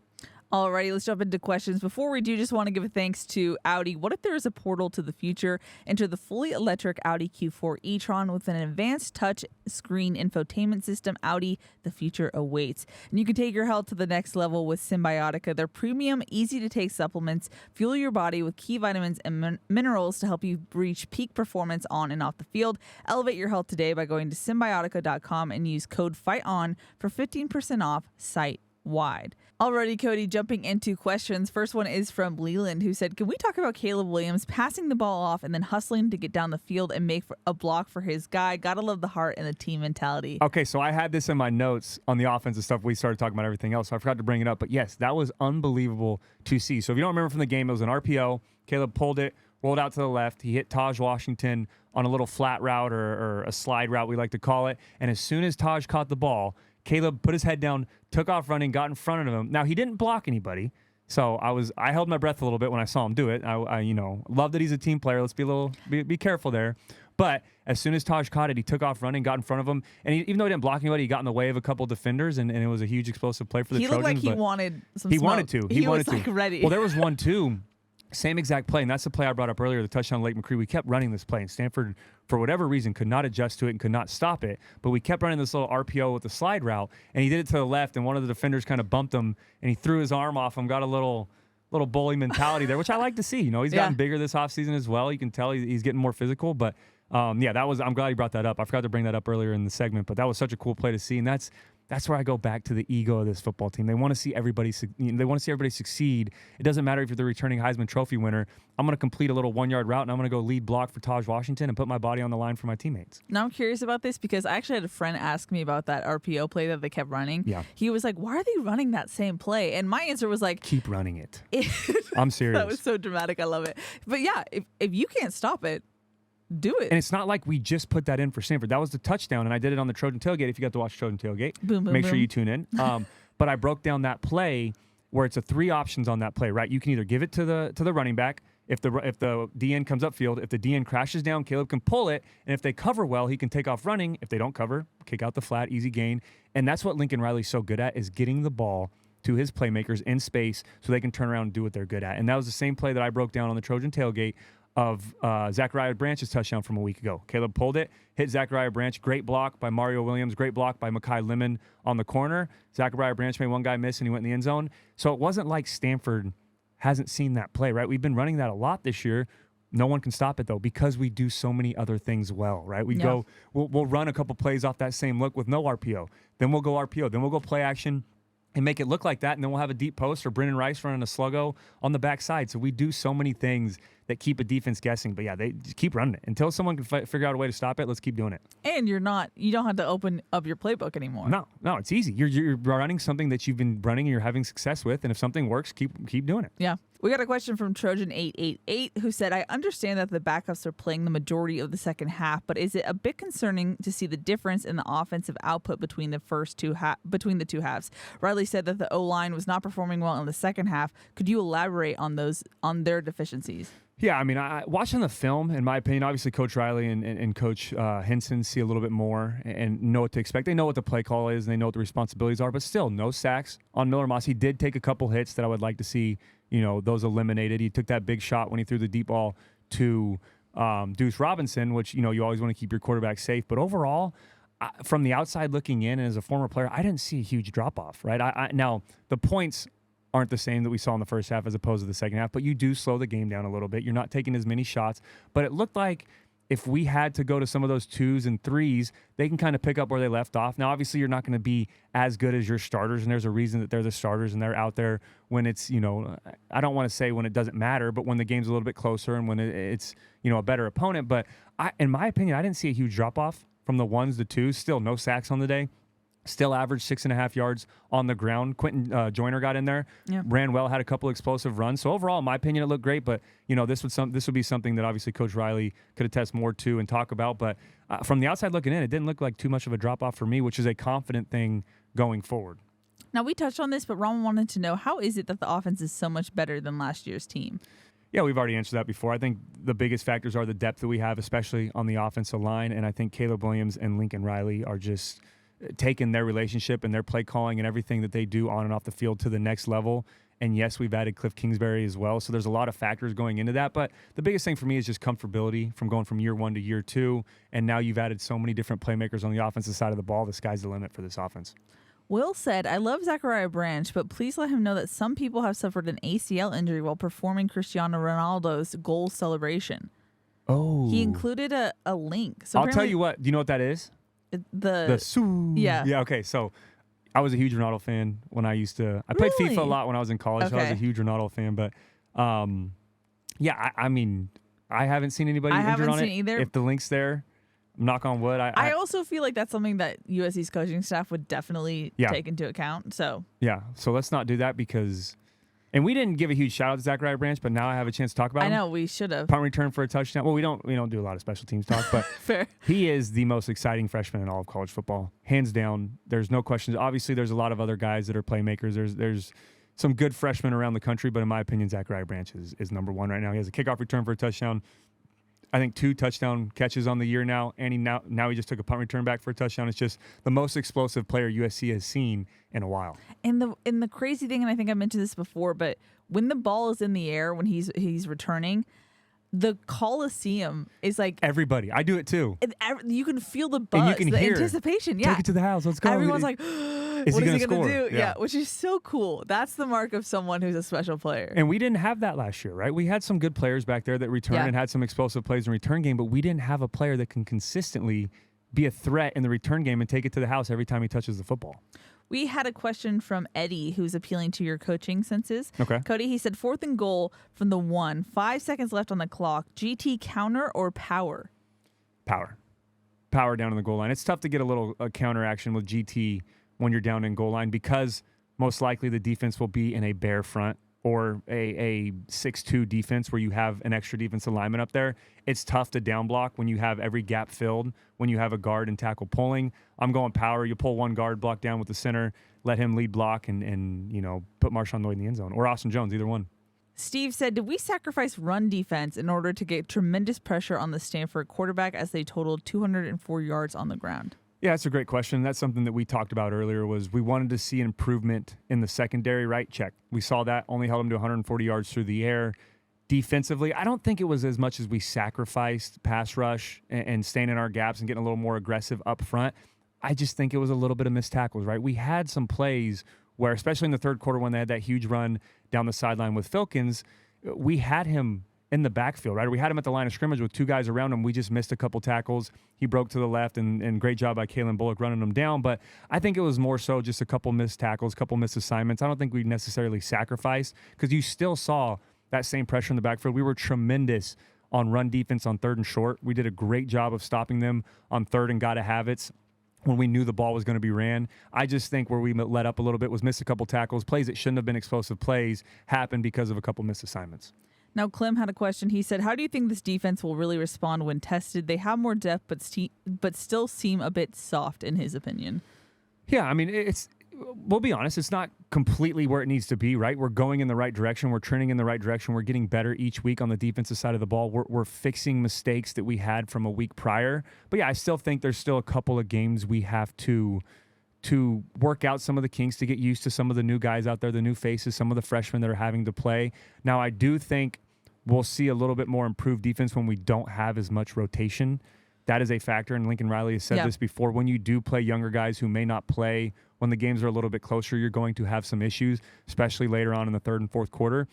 But overall, the way our defense has been playing at the start of the game, and we have that first unit out there, the first and second units, I'm very pleased. I'm very happy with how they're playing, and I think they can continue to improve, and we're going to see a product that gets better each week. We got 2 questions from Sam. First one says, have the coaches said anything about Tyrone Tellini's status? Is he expected to be back soon? I feel like he would make the defensive line even more deadly. We haven't. That is actually a great question, Sam. I don't know his status, but he hasn't been dressed out for games.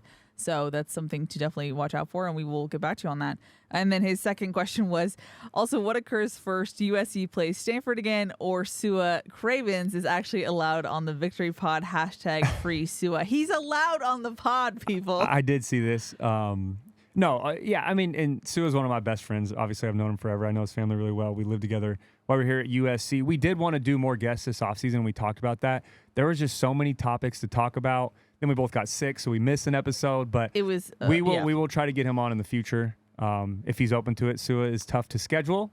He's got a lot of stuff going on, so I will talk to him. He's a popular man. He is a popular man. But I was talking to Dion about this actually on Sunday. Okay. Dion said that Sua is a homebody, so much so that homebody doesn't even describe it. Well, Dion said if he's a home floor is what he said, home floor. I will say though, he has found a new love in golfing. So homebody besides, and he loves staying at home with his 2 daughters. He's great dad, but he is an avid golfer now too. Okay, but so we were even just that's the talking only time he gets out of the house is partying. Oh yeah, no, he did not. I lived with him. He wouldn't leave the house. He loved staying home. Loved being at home all the time. Yeah, he's a homebody. I respect that. I am too. But now he is a golfer, so I promise you, if he's not at home and he's not doing broadcasting, he is on the golf course. That's why if you saw the Trojan Tailgate Show commercial, everyone was stopping what they were doing in the off season. Oh, the and highlight he was on the commercial. Was that a commercial? Yeah. Yeah. Okay. He was on the golf course. Yeah. Alrighty, we have a question from Mugo. I'm sorry if that's incorrect. He said, "Is there any practice install of special or trick plays that are done during the bye week, or what is the bye week usually used for?" Yeah, the first couple practices of the bye week are normally cleaning up things that you need to work on, right? So it almost turns into like 2 spring practices or fall camp practices, the first couple, and then you get a little bit of jump on the next opponent. But it's really just using those first couple practices to clean up anything from the first 3 games, and then later on in the bye week, you can steal a practice or 2 to prepare for Arizona State. That way, when you come back at the start of the next week, you're not starting fresh. You use that extra time to your advantage. But yeah, it's mostly, and I remember when I was here with Coach O, when Coach O was our coach, we did the first, I think, bye week practice, or one of the first 2 bye week practices, all the starters didn't practice, and we did a scrimmage with all kind of the walk-ons, lower level guys, the freshmen, and I got to call the offense. I think Hayes Pillard or Dion called the defense. So those first 2 practices are kind of self-scout going against each other, and then you get a little jump start going into your next opponent. Well, since you're talking about your experience with the bye week, we had so many questions this week about your bye week experience. Yeah. Let me just go into it. First off, Isbiz said, "Cody, is there a bye week difference between the NFL and college football?" No, not really. I mean, it's the same thing. And college and NFL is really scripted the same way. It's because so many head coaches have gone from NFL to college. And in football, when you get to that college NFL level, the practice weeks are the same. Obviously, it's a day different, so your Tuesday would be a Wednesday just because you play on Saturdays and Sundays. But that's really the only difference. Everything else is the same when it comes to bye weeks, when it comes to game prep, when it comes to the offseason, all of that. It stays pretty true and pretty similar. But I just thinking off the top of my head, there really was no difference between bye weeks in college and the NFL. Daniel Garcia said, "Cody, when you had a bye week in college or pros, did you stay totally locked in, or did you try to relax and take advantage of a few days off?" And in that sense, we had like 4 questions about what you would do during the bye week. Yeah, bye week, in college, I was a little bit of a homebody as well. I like to go to practice, come back, stay home. I would take maybe a day or 2 to just reset. And it's tough with this schedule because it's after week 3. Normally your bye week's somewhere in the middle. Yeah. So it's a much needed break. There's really not a lot of games that have been played going into this one, but normally I would like to take a day or 2 off. We'd still practice. It would be very light. Same with college and the NFL. It'd be very light practices, and then you would finish up, but then you would get the weekend off normally to watch some football or maybe have a couple meetings here and there, but you weren't doing anything on the physical aspect of things, maybe a workout here and there. But yeah, I was a fan of staying locked in. I'd take maybe a day or 2 to myself just to relax, check out for a little bit, and just, block out football, just kind of reset a little bit, especially midway through the season. But then you still know in the back of your head, like, I have a game coming up in less than 10 days or 12 days, whatever it may be. So you don't want to take too much of a break. But I like staying more locked in just outside of maybe a day or 2. We got a question from John who said, "How much of Coach Lincoln Riley's playbook do you think we've seen so far this year, and what game do you think he will launch his quote-unquote main artillery?" Artillery? Yeah, I mean, I don't know. I feel like we've seen what was necessary to win football games. I think that's the best way of saying it because, yes, there are trick and gadget plays, we like to call them, that he will use throughout the year, maybe on tougher opponents or maybe when we need a spark when the game's not really going our way. But majority of the time, you just game plan against your opponent, right? You're not trying to use special plays that maybe worked in camp or plays that you've used throughout the offseason where you think, okay, we've got to use a bunch of these this game or we use this amount against a better opponent. You game plan against the opponent and you use plays that you've used in the past that have been successful and you take out plays that maybe don't work. So I don't know if there's a real number on how much of his playbook we've seen, but we've seen what's necessary to win football games. But I do think there's going to be some of those trick gadget plays that are more difficult to defend when we get to these tougher opponents, or maybe when the offense isn't clicking as well as they should be in a game. Steve said, now that we have a reasonable idea of the offensive and defensive abilities on this team, which one opponent on the remaining schedule gives you each the greatest concern, which we kind of got into. Yeah, I still think Washington's going to be the toughest game. I don't know why. I mean, there's obviously a lot of tough games left to go, but in my opinion, I feel like Washington is going to be our toughest opponent. Just from watching a little bit of their game film, when I watched them play Boise State, they're a very well-rounded football team in all three phases, and Michael Penix Jr. is playing at an extremely, extremely high level, and they have a run game to back that up as well. Yeah, I haven't really watched enough of the USC's opponents yet. I would say Washington, just based on what you described, but we'll see. They look scary right now. They're playing at a very high level. Sean Tong said, who can hook me up with the all-22 camera view of all USC games? If we know, who can hook me up with the all 22? Trust me, we are trying to get I saw as that well. question on Twitter too, and I was like, hey, help me out. We don't have access to that. I don't know. We wish we did. I looked it up the other day too, because when I do the Trojan tailgate, I have clips I have to send in, so I just normally use the YouTube clips from the game, but or from the TV copies. But I can't find how to use all 22. I was looking it up, trying to figure it out. Well, they don't make that available. Some people have it though. You see some of these analysts and broadcasters. Yes, but we're not special like that. Oh, well. Got to put more time in, I guess, as a broadcaster to get Apparently, to that yes. Sam said, what is one area that has most pleasantly surprised you about this year's team through the first 3 games? Yeah, I think front 7. I'm going to go position group specific, D-line, but front 7 with that as well. But, I mean, it's just been so much fun to watch how much havoc, how much they're collapsing the pocket right now, especially the front 4, doing such a great job of getting through the line. And last year it was, not as many players stood out in that area outside of Thule. This year it's take your pick, right? Jamil Muhammad's playing well. Bear Alexander's playing well. Keon Bars, Anthony Lucas is doing some things well. Jack Sullivan, guys are stepping up and playing at a high level. And then Solomon Byrd obviously is just taking his game to the next level. It's just so much fun to watch. So specifically for me from a year ago, I would say the front 7 and the defensive line. Joe said, do you think people are underestimating USC as a top team? I mean, they're top 5. Yeah, I don't know if they're underestimated. I just don't. I think, but to his point, I get what he's saying. I think people aren't taking us as serious as they should because of the opponents that we played. Now, when we play some more of these games in the second half of the season, get a little bit more of national television recognition, then I think we're going to get a little bit more hype around the team. But I don't care. You want to doubt us? You want to look at us as a great opponent? Look at us as an easy win? However you want to look at us, we don't care. And I know this team doesn't care and the coaching staff doesn't care. All they care about is what's going on inside that locker room and on the field on game days. Johnny wanted to know mostly about the Colorado matchup. He said, do you think USC will be able to hit another 50-plus in Boulder? First question. Yes. Okay. I do. How does Colorado's defense and Travis Hunter fare against USC's offense? TBD. That's going to be fun to watch. I've got to see them play a couple more games. Obviously, Sanders is playing at an extremely high level. Travis Hunter is a generational player, playing both sides of the football. Unreal. The biggest question for me, though, and I'm not taking anything away from Hunter. He's a great player. He's so much fun to watch. I think he's one of the better players in the entire country. How long can he keep that up, right? How long can you continue to play 100-plus plays a game it's just not on both sides of the football? So that's why I say TBD.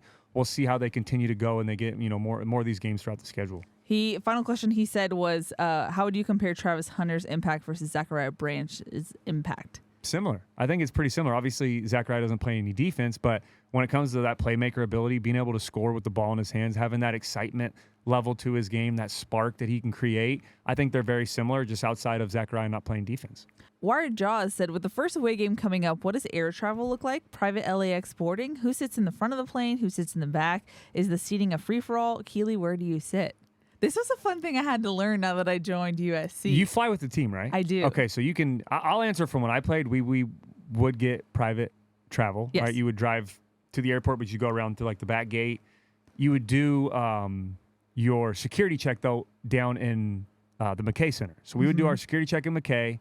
Then they would put us on the bus. We'd drive there, and then we get off and walk straight to the plane. And then player seating wise, I don't know how the coaches and all that sit. Player seating wise was they tell you where to sit. They would say, you're in, 4B, 4C, all the way down throughout the entire team. And you normally had the same guy that you'd sit by every single game. I'd always sit by Max Turk, so I would always get to sit in the same spot. But outside of that, I don't know how the media group, the coaches and all that work. Yeah, so technically I'm like a staffer just in this sense. Yeah. So the players do screening down in JMC. Yep. we as staffers who go to the airport ourselves do screening on the tarmac. You okay, like, but you don't have to go through regular security and all that through the airport? No. Okay. And then, hold on. This will be a tangent for after this, but I haven't figured out how first class is determined, but I believe it is the 22 starters get first class. We did, actually, now that you say that, we did get that with Sark. Sark would allow some of the players to sit first class. I don't think, otherwise, though, even NFL, I don't think anybody got first class outside of like coaches' wives, family that travel with the team. Okay, because then the coaches are in the first row. Okay. After first class. That is true. Now that you said that, it just took me on a flashback. I remember we would kind of see who was starting, and guys would look at that by who was sitting in the first class. No That's way, funny that you said really? that. Yeah, I'm That's pretty sure funny. that's how it works. Or if it was like a vet player who maybe wasn't a starter but had been there 4 years, had put his time in and all that. But yeah, the starters, I think with Sark, we did get first class as well. Okay, and then after the coaches, it's just the rest of the team. Yeah. And they're separated by the middle seat they have open because there's some big boys and they need space. Yeah. But then after them are the staffers, and we're 3 to a row. We're in we there. were never. Yeah, we were always. It would be A and C. No one ever sat in B. Yeah, it was always one in between. No, we're in there, and then you just took me on a flashback to traveling on game days or the day before. And then behind us there's usually like a group of like donors or fans that get to come with the team playing as part of their contribution. So that's kind of how it works. It was a fascinating, low-key, scary thing that I had to figure out my first year last year. I was like, how does this work? Yeah. Like, what's it? I will say, though, traveling charter is so much better than... It is crazy, though. Like, you do, like, when you leave the hotel before the game, like, you pack everything. You're done. Yeah. You go to the locker room, get dressed, play the game, shower, get dressed again, straight to the airport. Straight to the airport. buses take you straight there, then you're back home. I'm usually hoping and praying that the post-game press conference is uploading from the bus as we are going to the airport because that's my responsibility, and I'm like, please go, please. Yeah. So just a insight into some of my a little post-game behind the stress scenes there. right We had a question from your mother who said, okay, you two, what is your favorite behind-the-scenes funny stuff that you do when the camera is off? The camera's never off, so I wouldn't say camera's off, but there are some outtakes that are pretty funny. There are a lot of outtakes. I wouldn't say a lot. Last week there was a good amount on one of mine. That's true. I would post a blooper reel, but I feel like you wouldn't like that. Yeah, no, let's not post a blooper reel. Let's not call me out too soon. Okay. But no, we do have some outtakes that are pretty funny. I mean, there's nothing really, because we're always recording. It's kind of like what you see here is what you get. Yeah, I guess. Yeah, exactly. Like we are pretty much the same we are when the cameras are on or the cameras are off. Yeah, I think the only thing is like maybe when we're not recording, there's a little bit of like a brother sister vibe where I kind of get annoyed with you. yeah. Keely is very well because you're a perfectionist to the max. I am too and much sometimes of a perfectionist. When I get tired, I'm a little bit like, Cody. Like last week we did a thing and I was like, did that sound good? And she's like, yeah, it sounded good. I was like, but it didn't sound great. I got to do it again. And I got a little bit of an eye roll. Yeah, because at that point you had done 18 takes. Yeah. 18 takes. Okay, people. in my defense, everything is authentic, but there are some segments that you take 18 takes. That have to. Well, so I'll just, let's be transparent. Everyone, we have great listeners. Everyone's here. So we do the keys to the game. Yes. That I know are uploaded to Twitter for so a 2 minute. So that's another level of Cody's mind. Yeah. So a 2 minute, 3 minute clip, and I spend a lot of time working on these. Which I'm very thankful keys to the you game, do. these clips, all this stuff. That I want it to sound perfect because, and you got to think it's an audition as well. If someone doesn't listen on YouTube and they hear it on Twitter for the first time and they say, "Oh, that was very clean, that was great," I'd like to go hear the whole show. So that's kind of where my mind goes into it a little bit. So and I do, and it's not like the 18 takes are me messing up every time. There's takes I'll get all the way through and I'm like, was that perfect? And you'll say, it was good. And I'll say, yes, I want it to be great. And that's where the Keely annoyance comes in off camera. True. Because he does do like 2 good takes, but then wants to make a great take. Yeah. And I'm like, Cody, I have to go to practice now. Very true. So, but it's all love. Yeah. You're like, no, it's not. I hate you. Sometimes. It's a love-hate. Hey, sure. Jose wanted to know, Cody, have the Jets called? No, they have not. I'm retired. So is that like, okay, do you have, if you're not officially retired, is there a roster where teams just are like, hey, this guy's available? Yeah, there's free agents. Guys will be out there. I mean, I saw a list on Twitter the other day, a ton of NFL quarterbacks who are free agents, and if you're not signed to a 53-man roster or a practice squad, your phone should always be on because there are injuries that do happen, and obviously it's unfortunate, but there's teams that need quarterbacks, and there's teams that are looking at, okay, these guys are on other rosters, these guys are on other practice squads. Who's still available? Who's a free agent out there? And that's when they look to some of the vets that may still be able to play but haven't been signed to a roster, whether it's contract-wise or issues like that they'll go pick from that pool and figure out and bring guys in for workouts. Every Tuesday of the NFL is off days, but also every Tuesday is the day that they bring in free agents to work out and see if they're going to sign guys as well. So they never get a day off. Yeah, pretty much. Yeah, no, they're always working. That's crazy. Jose also wanted to know, am I, Keely, going to watch a Batman movie during the bye week? I don't know why he picked Batman. Now, historically, I'm very, very bad at seeing classic movies. Like you could name one right now, Cody. I'm up there too. Let's go sports movie. Have you seen Remember the Titans? Okay, yes. Okay, that's you in a niche of that I might know. Okay, let's go Miracle. I don't even know what that is. The hockey movie? Okay, do a non-sports movie. Okay, non-sports movie, classic. But I'm the same way. I'm not okay, The Green Mile. No, never seen that. Never seen that. Okay, no. that's a little concerning. Sorry. You need to see that movie. Okay, well, there's a list where everyone has told me. But I'm not a collective great. list. I'm picking. You see how I hesitated there for a second. I'm not great at historic movies either, but that's one. I will say though, I have seen all 3 Batmans.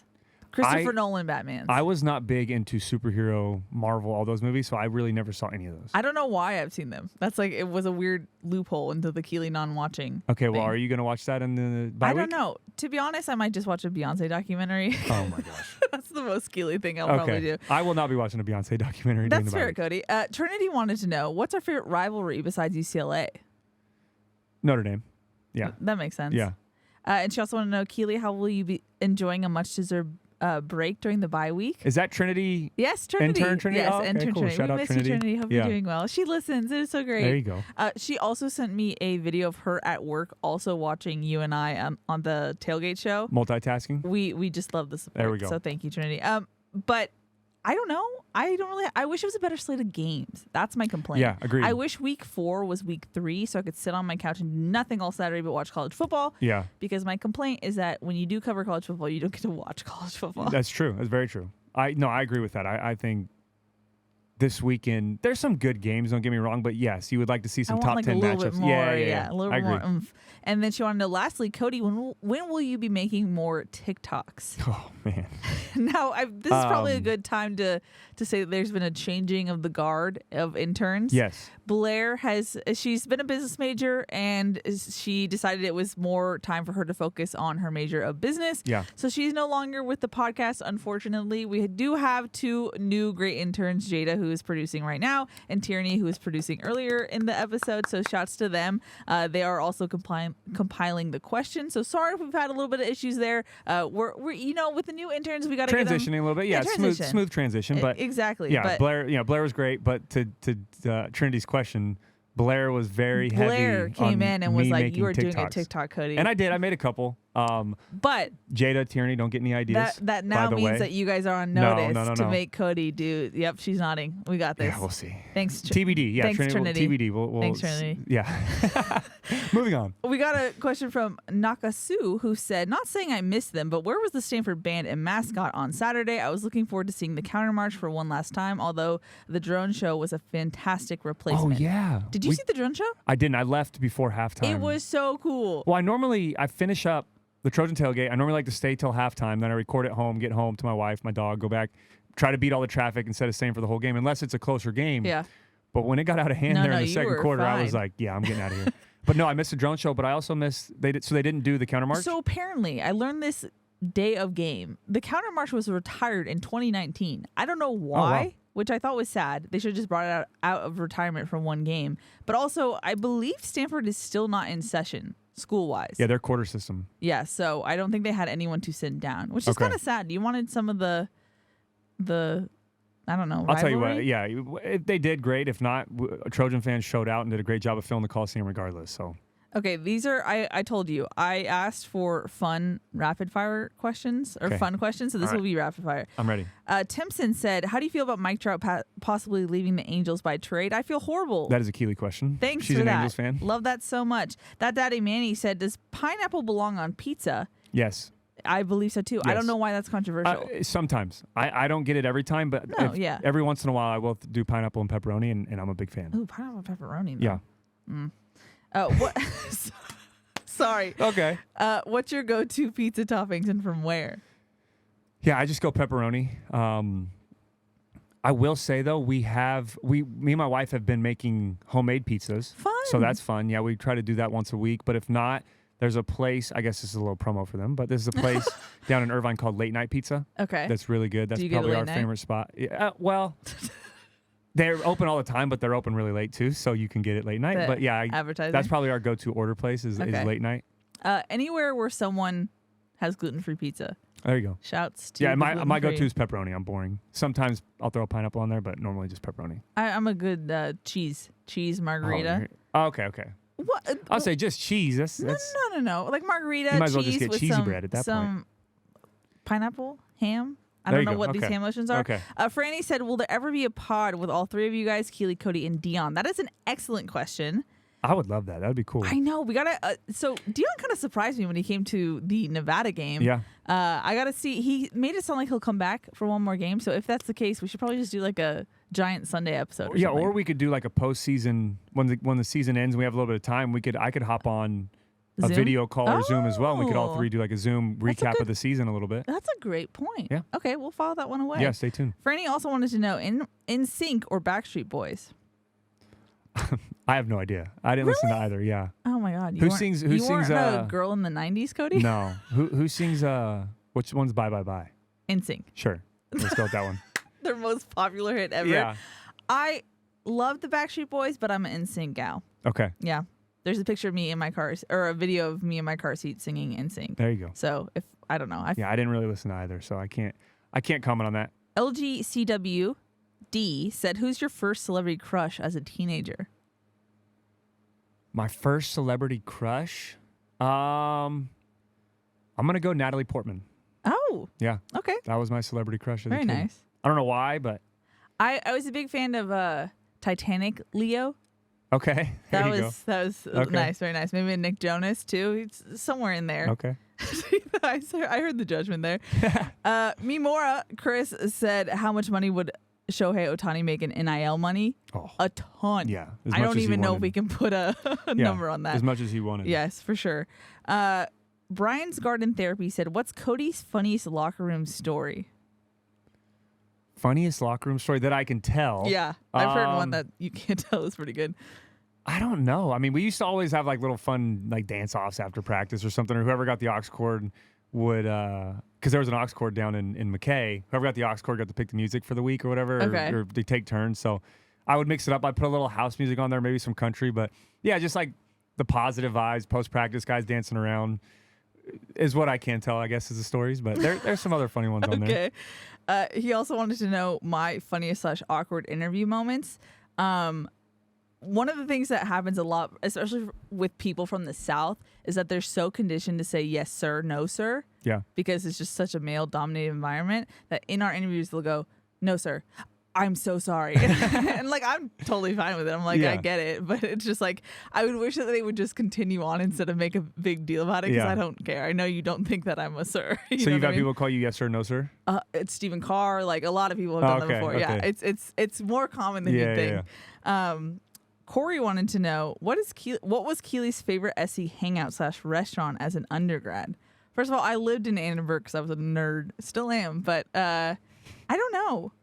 There was a burger place off of Fig across from the freeway. That's not a Wingstop. Yeah, no, and it was a build your own burger place. Yes, and it was good. What was it? It was called. I think it was called Build Burger. It or was Built Burger. or built or something Built. like that. Yes, That that was place my was place. amazing. No, we would go there all the time. Wow.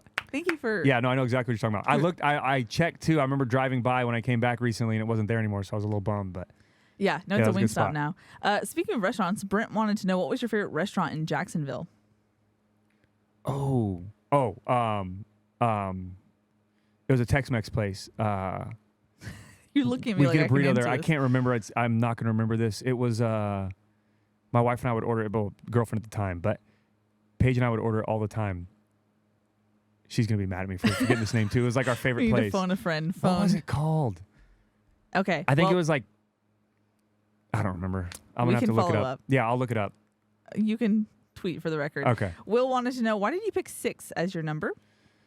So originally I was 7 in high school. So I wanted to be number 7. Obviously I got here and Matt Barkley was number 7, so I could not be that. And then 6 was the closest to it. And I was a big fan of Mark Sanchez, so I was like, why not try to carry on the number 6 tradition? So yeah, so first option was 7 and then couldn't get that. So then I went with 6 because it was the next closest. Interesting. Yeah. Okay. And Mark Sanchez was a great quarterback, so I was like, why not? No, that makes a lot of sense. I did try to, fun story too, I was thinking about changing the number 2 because that was my childhood number. Oh. After Robert Woods left, but I never did. I don't remember why I didn't. Some people were like, just stay with 6. You've already, this is after my maybe freshman year, going into my sophomore year. Interesting. And I've been 6 already for 2 years, but I thought about changing, but then I ended up sticking with it. Do you regret it? No. Okay. Interesting. Yeah. We have one final question. It comes from Lobo, who said, why does the NFL like big hands? And he also wanted us to compare hand size because he thinks you have giant hands, Cody. I do. I actually had one of the bigger hand sizes at the combine. Really? Yeah.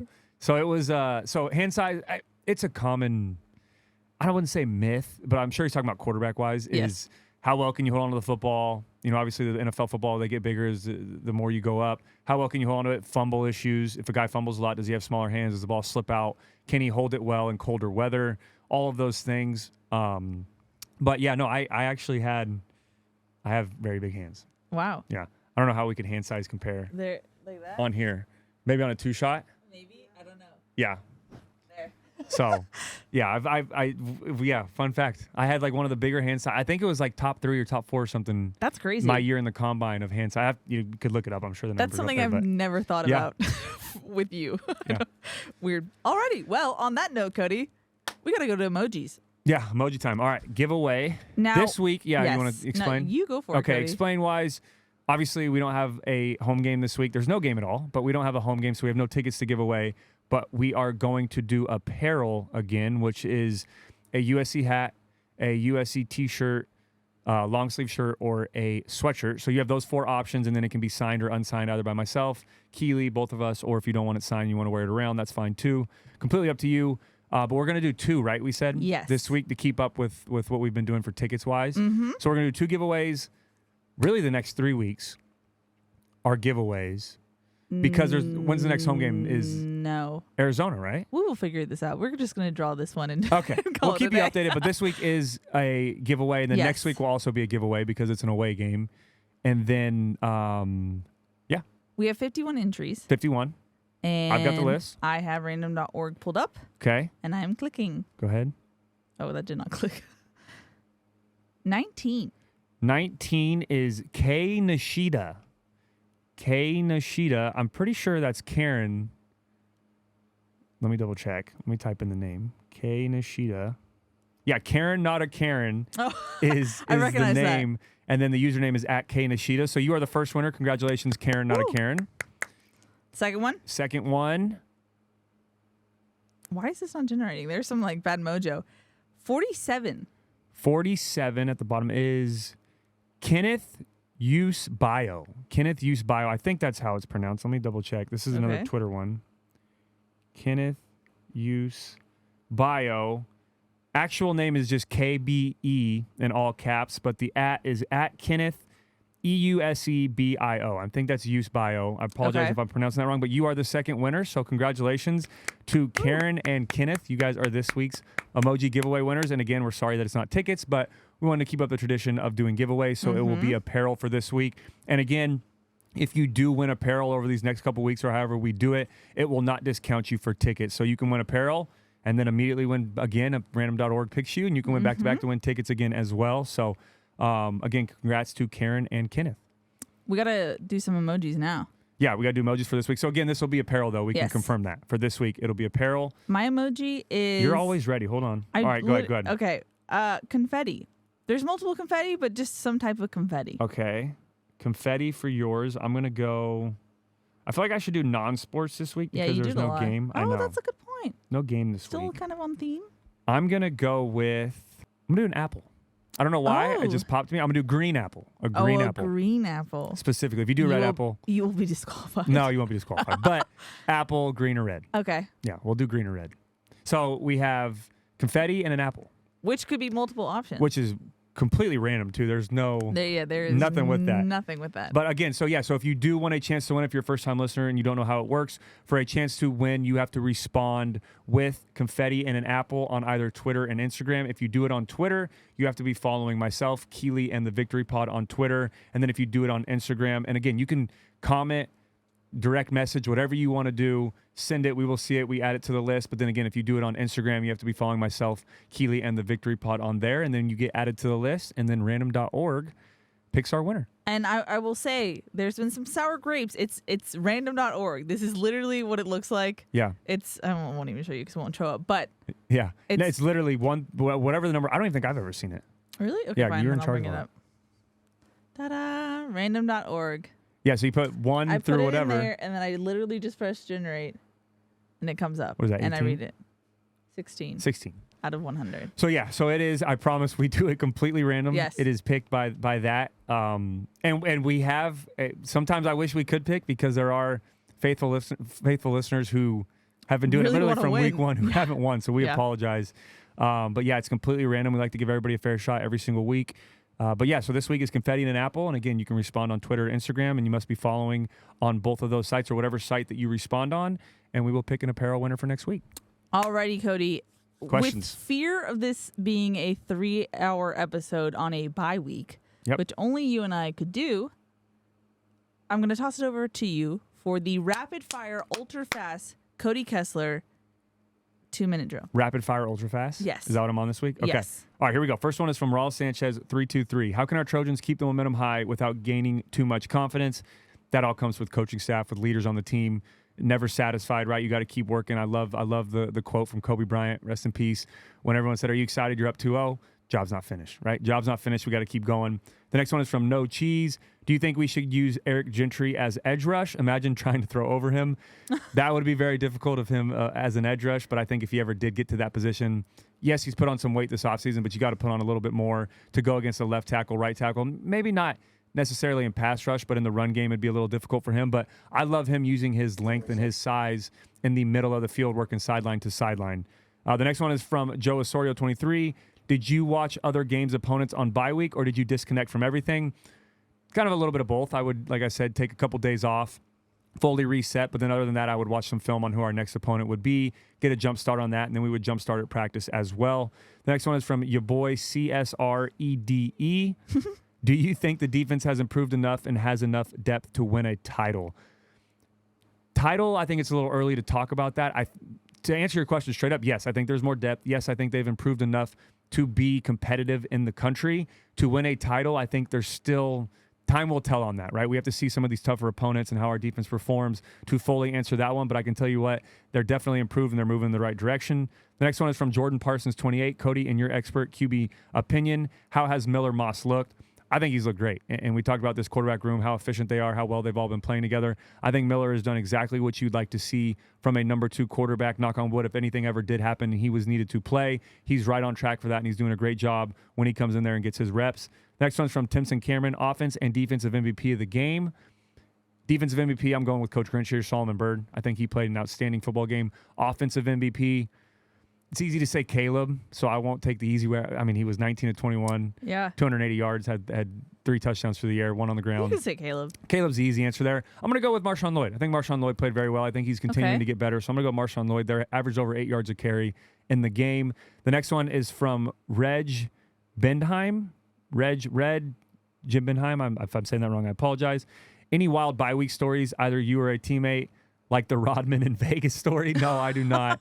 I do not have any wild bye week stories. We were always around campus. The craziest thing we did on bye week was just hang out with the guys, maybe go get some food, grab a drink when you had some time. Once I was 21. Mm-hmm.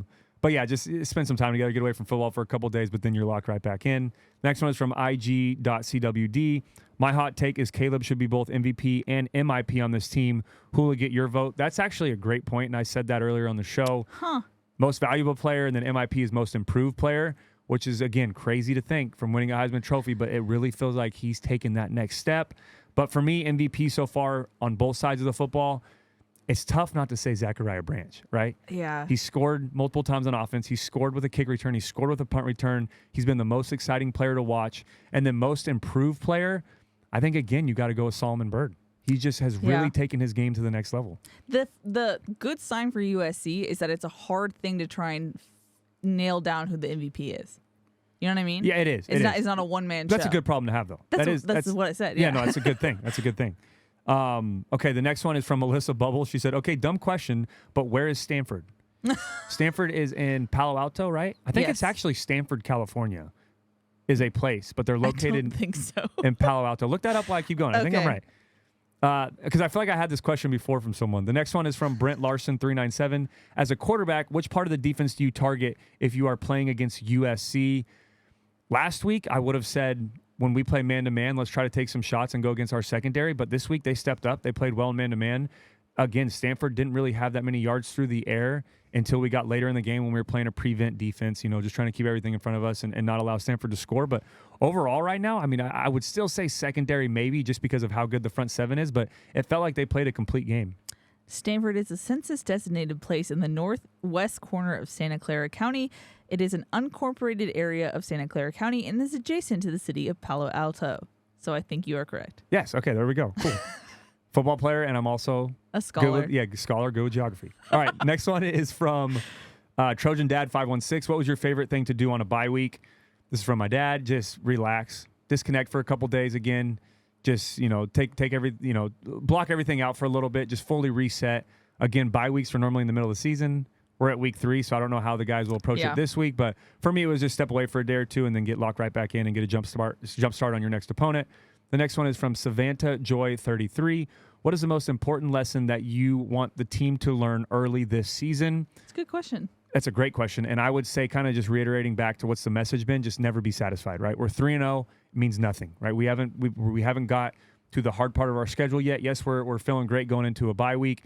Yes, we've done everything we needed to do to start out 3-0, but just never be satisfied, right? Let's continue to learn from our mistakes from last week's game. I love what Lincoln Riley said. He said, to everybody outside looking in, it looked like a perfect game. It looked great. Everything was really good. But when we watch it back on film, there's some bad things that we needed to correct before we go into this hard stretch of the season. So continue to improve, never be satisfied. And then the next one from Josh Harden 1. Will you and Keely be at the Notre Dame game? Would be awesome to meet y'all. Fight on. I will be. Yeah, Keely will be there. I will not, most likely. Boo. Who knows? Maybe. I don't know. I haven't been to an away game yet since I've been back. Notre Dame is the one to go to. Yeah, maybe we will. I'll see about that. And then the last one is from Notch. He said, our coaches using this bye week to take a sneak peek maybe of Colorado. Fight on. Yes. And it's not just Colorado. You have some of the QC, some of the GAs that are designated to, while the rest of the team and the guys getting ready to play are watching Arizona State film, who's coming up, you have other coaches who are scouting Colorado, who are scouting Washington, UCLA, Arizona, all the way down the line, getting ready for those games. So when you start that week, it's not just a fresh start, right? You already have coaches in the building that have done preparation for those games, so you're always a step ahead. But with that being said, I am done. Well done, that was pretty good. That was quick, right? Yeah, I will say so. Quicker. I didn't time you, shockingly. I do a great job. One of my biggest things was talking slower when we do breakdowns. That is out the window when I do the Instagram breakdowns because it's rapid fire. Yeah, it's forced. You were forced. I don't blame you. So I'll take a deep breath now. Well done. Well, great questions, though. That was fun bye-week questions. Yeah, we got that was a ton. good. Yeah, well done with the questions. Yeah. It was a fun time to talk about random things that don't necessarily involve football. Yeah. So thank you for those. So that's going to wrap it up for this week's bye-week episode. We'll be back. Cody, we have no Dion pod, so it's you and I back next Wednesday to preview USC's matchup against ASU. I don't know why I got stuck on Arizona. I was like, Arizona State, ASU, I don't know. Again. Into the podcast. We Time get a to little wrap tired. it up. That's how you know. Yeah. USC's first road game, so we'll be previewing that. Stay tuned for that. But thank you to everyone who listens and watches. We really appreciate you guys. That's going to wrap it up. That's Cody. I'm Keely. We'll see y'all next time.